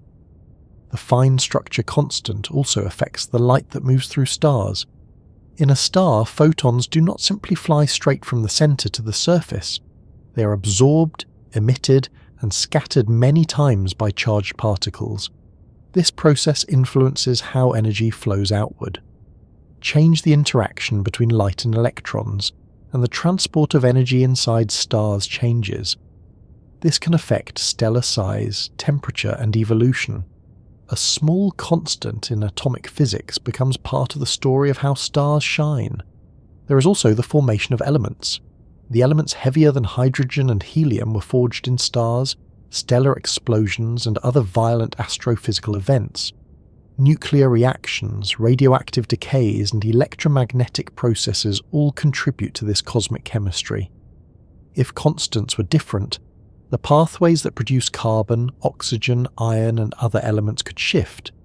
Some nuclei might be more stable, others less stable. Certain reactions might become easier or harder. A universe with a different fine structure constant might have a different abundance of elements, and that would change the materials available for planets and chemistry. This is one of the reasons physicists and cosmologists sometimes speak of fine-tuning. The phrase can be misunderstood. It does not automatically mean that the universe was deliberately tuned by a tuner. It means that some features of the universe appear sensitive to the values of certain constants. If those values were significantly different, the resulting universe might lack long-lived stars, stable atoms, complex chemistry, or other conditions associated with life.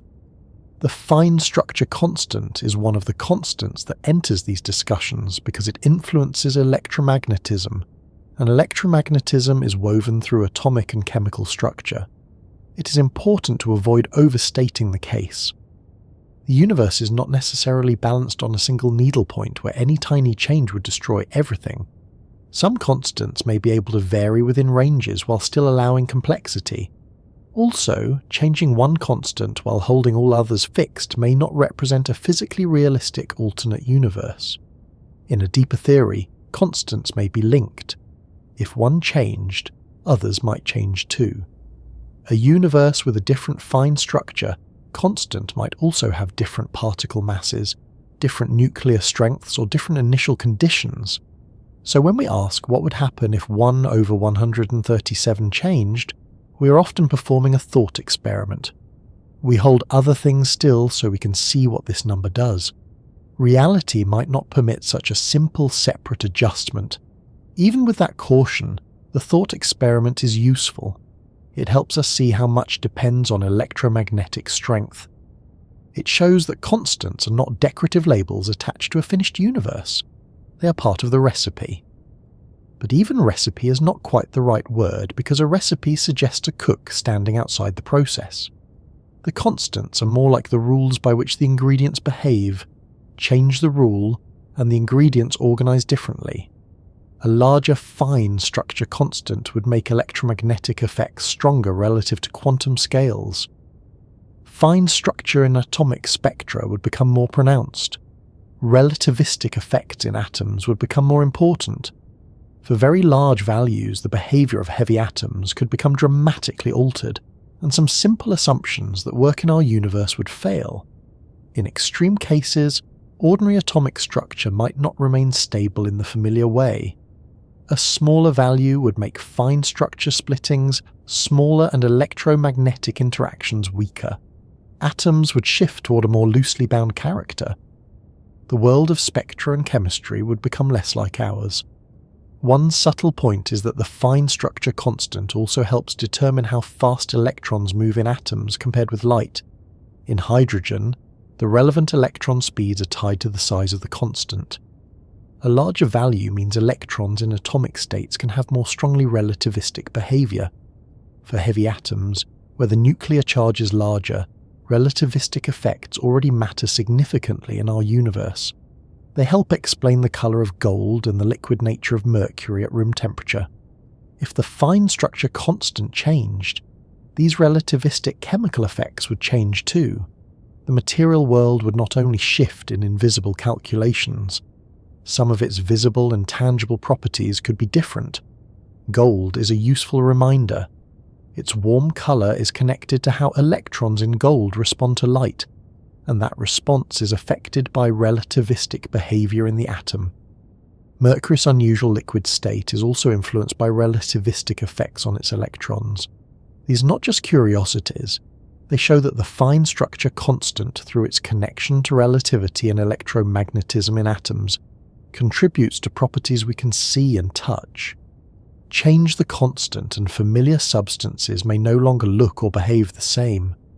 On planets, altered chemistry would change geology and atmospheres. Minerals form because atoms bond in particular ways. Atmospheric gases absorb and scatter light according to molecular structure. Climate depends partly on how radiation interacts with gases, clouds, oceans, ice, and surfaces. Photosynthesis in our world depends on molecules absorbing sunlight at useful energies. Vision depends on light-sensitive molecules responding to photons. If atomic and molecular energy scales shifted, the relationship between starlight, atmosphere, surface chemistry, and biology would shift as well. A different fine structure constant would echo from atoms into climates and living systems. Could life still exist in such a universe? That is harder to answer, because life as we know it is only one example. We know carbon-based life in water, on a planet around a long-lived star using chemistry shaped by our constants. We do not know all possible forms complexity could take. A different universe might support different kinds of chemistry and perhaps different forms of organisation. But if the fine structure constant were changed too much, many of the features that make our kind of complexity possible could disappear. Stable atoms, rich bonding, long-lived stars, and suitable radiation all depend on ranges of physical behaviour. Life may not require our exact universe in every detail, but it likely requires some kind of stable complexity and constant control whether that complexity can arise. This is where anthropic reasoning enters gently. If many values of the fine structure constant were possible, perhaps observers would only appear in regions or universes where the value allows atoms, stars, and chemistry. We would then observe a life-compatible value not because it was mathematically inevitable, but because only such a value permits beings capable of observing it. This idea can be useful, but it can also feel unsatisfying. It explains why we should not be surprised to find ourselves in a habitable universe, but it may not explain why the constant has its value in a deeper theoretical sense. It answers one kind of question while leaving another open. Some physicists prefer to search for a derivation. They hope that a more fundamental theory will show that the fine structure constant could not have been otherwise. or that its value follows from a deeper structure involving symmetries, fields, or high-energy unification. Others are open to the idea that constants may be environmental facts, different in different regions of a larger reality. The difference between these viewpoints is not only technical, it touches how we think about explanation itself. Does physics ultimately reduce the constants to necessity? Or does it reveal a landscape of possibilities where our observed values are partly contingent? The fine structure constant sits quietly in the middle of that debate. There have also been observational attempts to ask whether the fine structure constant has changed over cosmic time. Light from distant objects passing through ancient gas clouds carries absorption lines created billions of years ago. By comparing those lines with laboratory measurements, scientists can look for tiny differences that might suggest the constant had a slightly different value in the past. This is extremely delicate work, because many effects can shift or distort spectral lines. The broad conclusion is that any variation must be very small if it exists at all. For the universe we observe, the fine structure constant appears remarkably steady. That steadiness is part of what allows physics to connect Earth laboratories with distant cosmic history. Imagine if the constant had changed noticeably over time. Atoms in the early universe would have had different spectra. Chemistry might have changed as the universe aged. Stars born long ago might have operated under different electromagnetic rules than stars today. The meaning of distant light would become more complicated. The fact that we can use the same atomic physics across vast distances and times is one of the reasons astronomy works so well. It suggests a deep consistency in the laws of nature, at least across the observable universe to the precision we can test. Still, the possibility of change remains conceptually fascinating. A constant that varies would point beyond our current understanding. It might suggest that what we call a constant is actually linked to a field that changes slowly across space or time. It might open a window into new physics. For now, the fine structure constant behaves as a constant with impressive reliability. But the question itself shows how important the number is. Scientists do not test whether random unimportant numbers have changed across cosmic history. They test this one because it matters. The thought of a different fine structure constant also changes how we see ordinary things.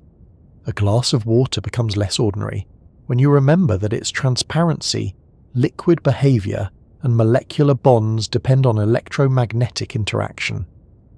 A flame becomes less ordinary when you remember that its light comes from electrons changing states.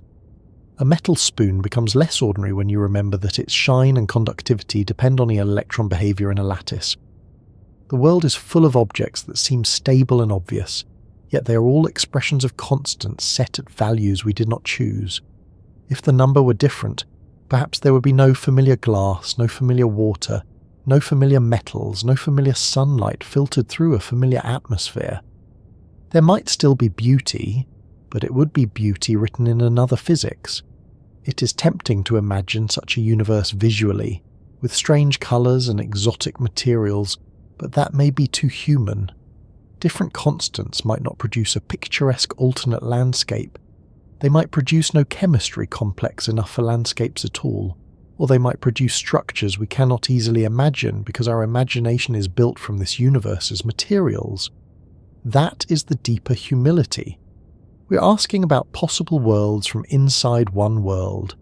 Our brains, senses, bodies, and mathematics are all products of the constants we are questioning. We can calculate some consequences of changing them, but we cannot fully picture every alternative. The fine structure constants shape the atoms that shape the chemistry, that shape the neurons, asking about the fine structure constant. The question curls back on itself, not in a paradoxical way, but in a humbling one.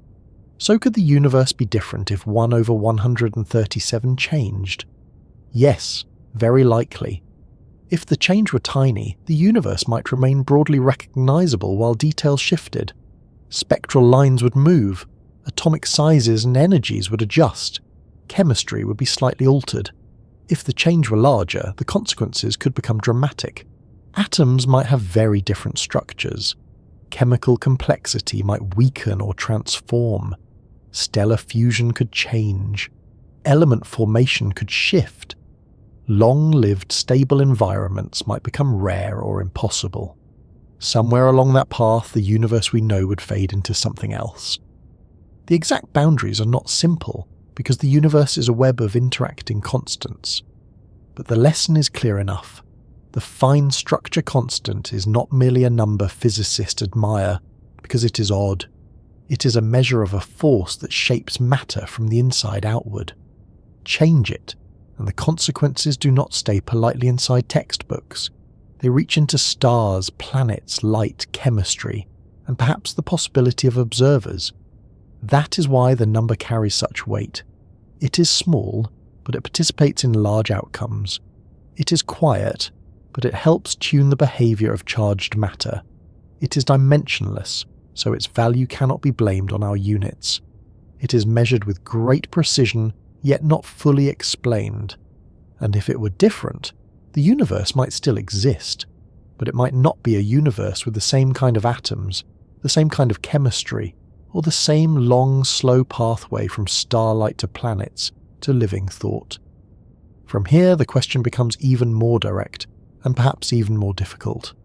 After all the measurements, theories, speculations, and careful warnings, what is the unresolved riddle that remains at the edge of physics? At the edge of all this precision, the riddle remains. That may seem strange after everything we have followed. We have seen how the fine structure constant helps describe the strength with which light and charged matter interact. We have seen how it appears in atomic spectra, in the delicate splitting of spectral lines, in the structure of atoms, in the calculations of quantum electrodynamics, and in the physical character of chemistry, stars, and ordinary matter. We have watched it move from laboratory measurements into some of the most accurate predictions ever made. And yet, after all that, the deepest question is still quietly sitting there, untouched by the success around it. Why this value? That is the stubborn heart of the mystery.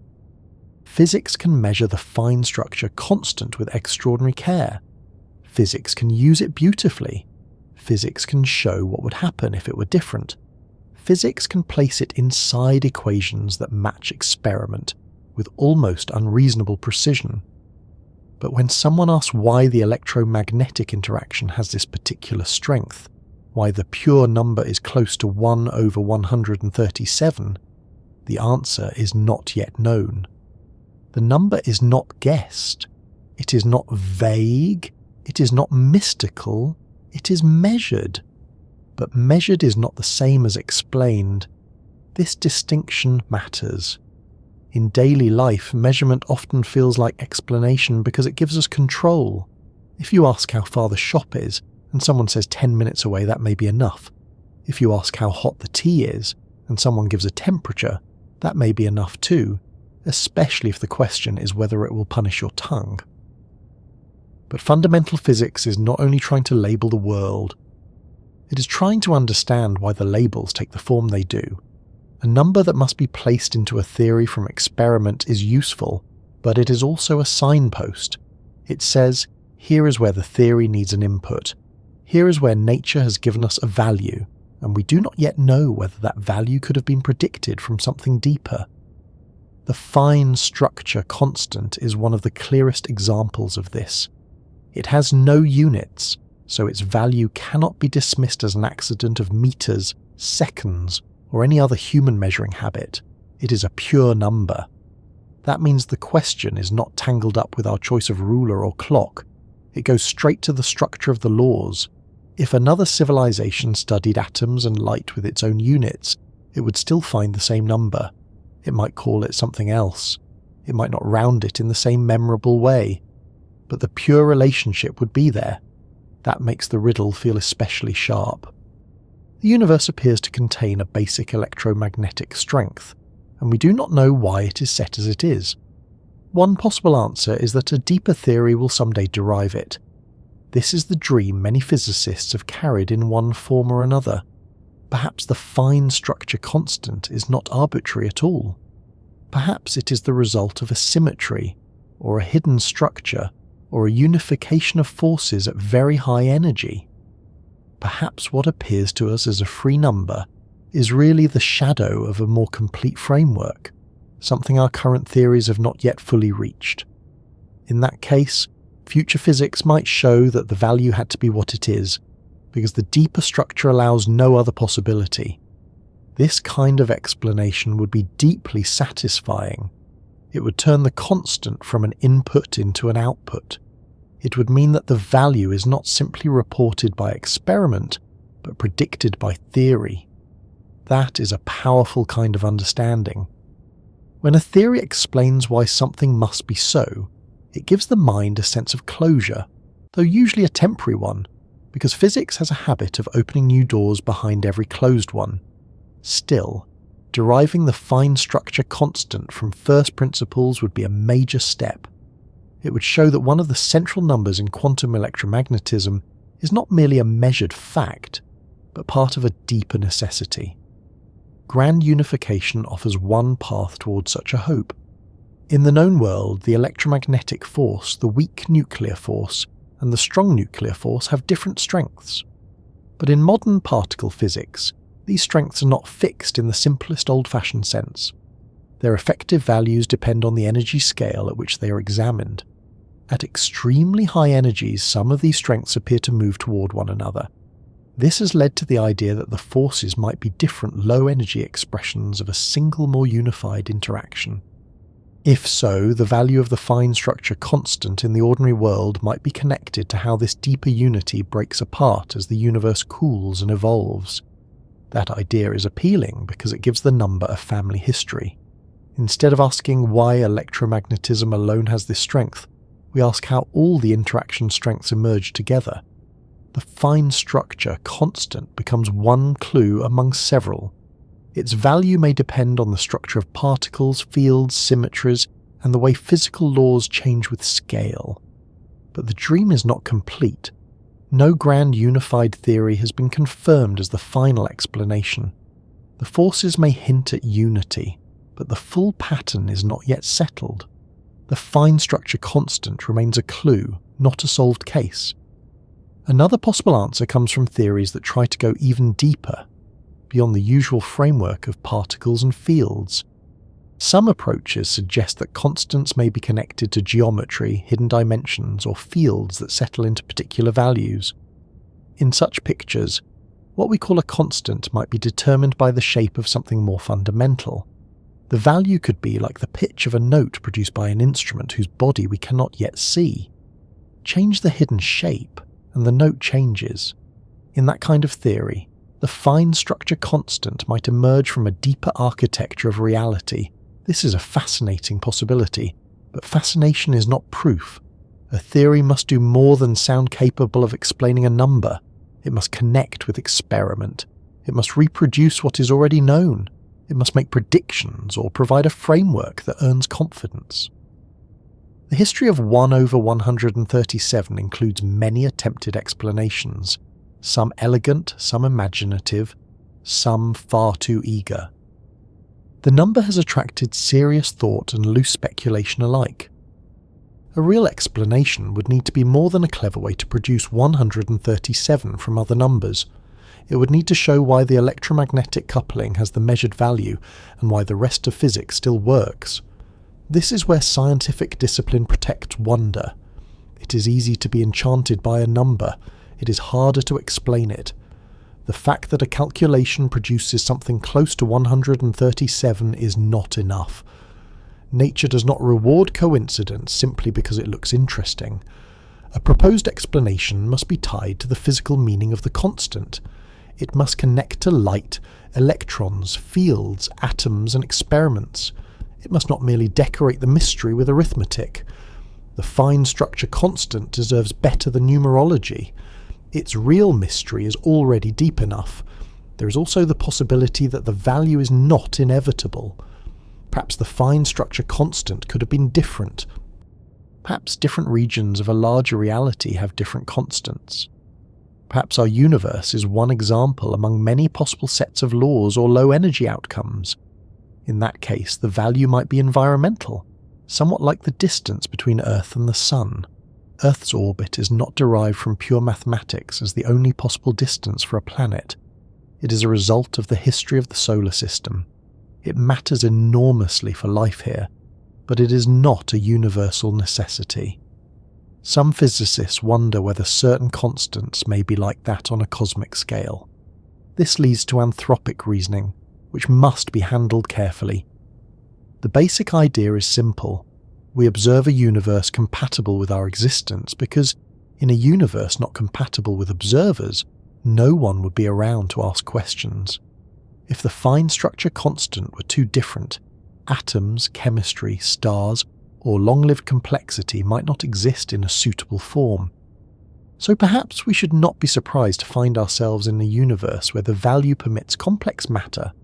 That does not necessarily explain the value in the deeper sense, but it may explain why observers measure a life-compatible value. Some physicists find this useful, others find it unsatisfying. It can feel like changing the question from why is the number this to why should we expect to see a number that allows us. The second question is valid, but it does not always satisfy the hunger for a deeper mechanism. It may be part of the answer if a wider landscape of possible constants truly exists. But without direct evidence for that landscape, it remains a debated style of explanation. The fine structure constant stands calmly in the middle of this debate, refusing to announce whether it is necessary, environmental, or something else entirely. There is another layer to the riddle. The fine structure constant is not simply a fixed number in every possible context. In quantum field theory, the effective strength of the electromagnetic interaction changes with energy scale. The familiar value, close to 1 over 137, belongs to the low energy world of atoms and ordinary matter. At higher energies, the effective coupling is different. This running of the interaction strength is one of the great lessons of modern physics. It tells us that what we call a constant can have a scale-dependent meaning inside the deeper theory. This does not remove the mystery, it refines it.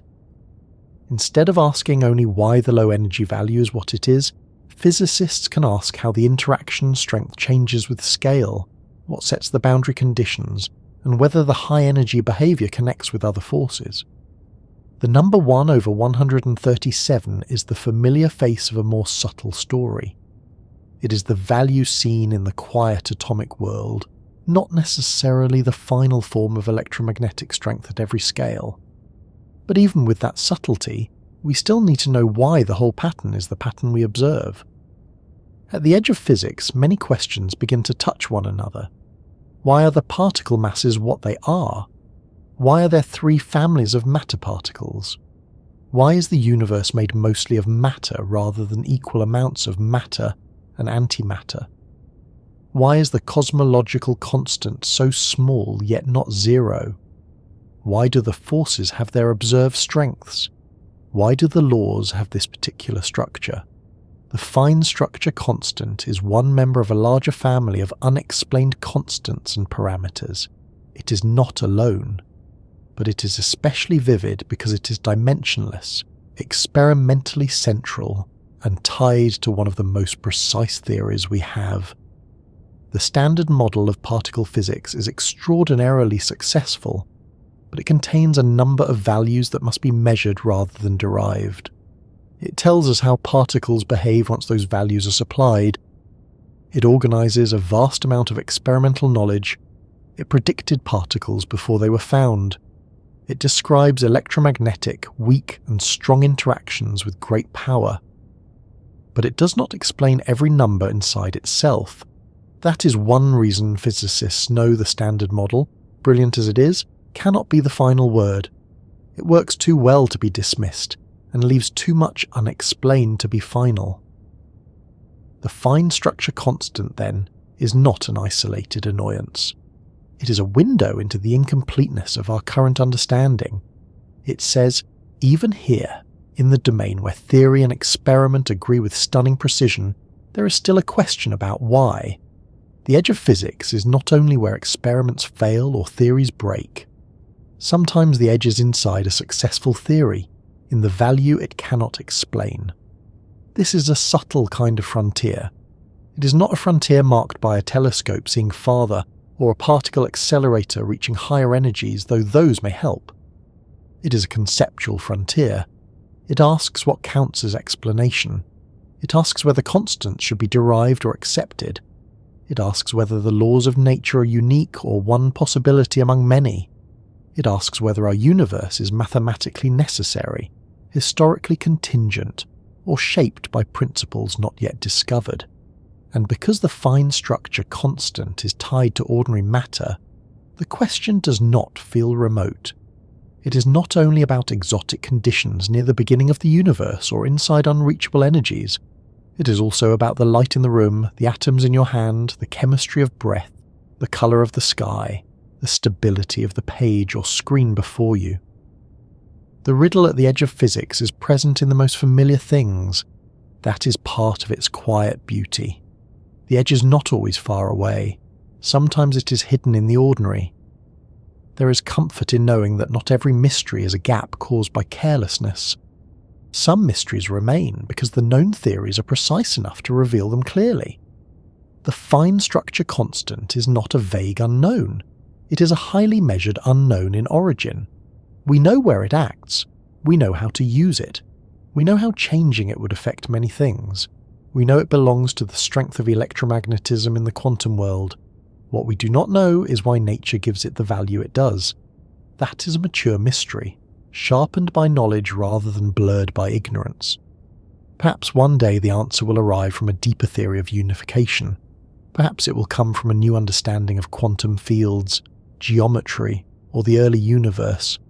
Perhaps it will come from experiments that reveal tiny variations, unexpected particles, or relationships between constants that we have not yet seen.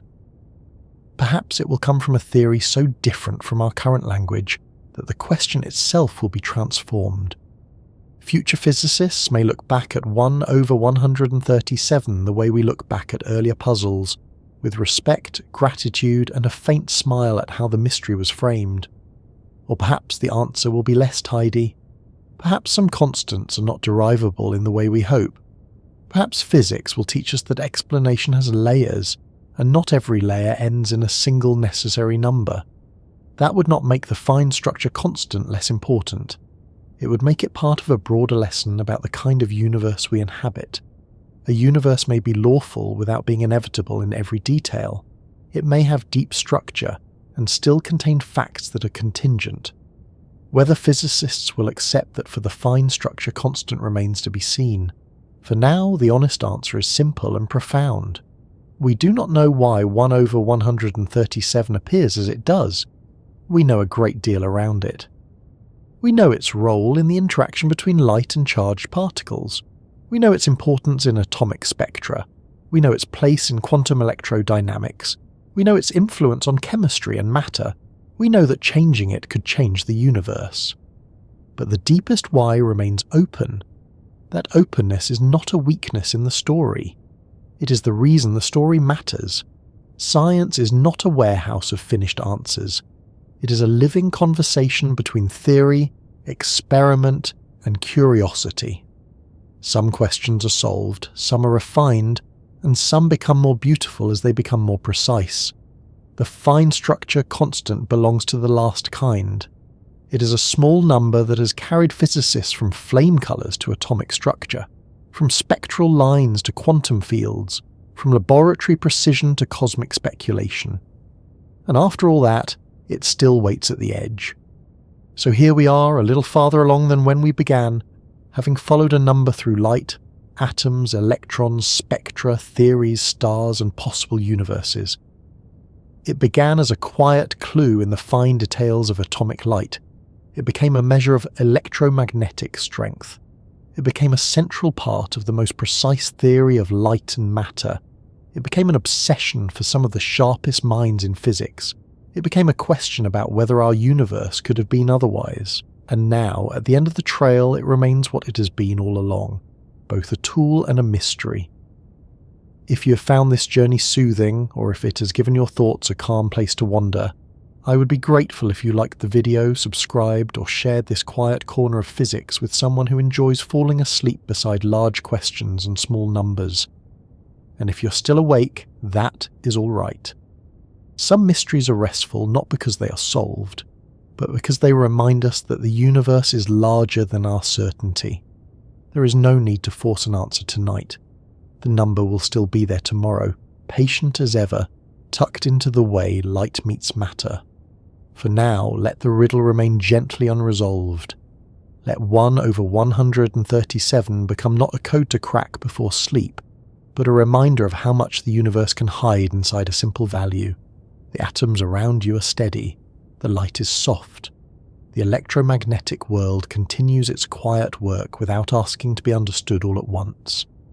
Somewhere inside that work is a number, small, precise, and unexplained, holding open a door at the edge of physics.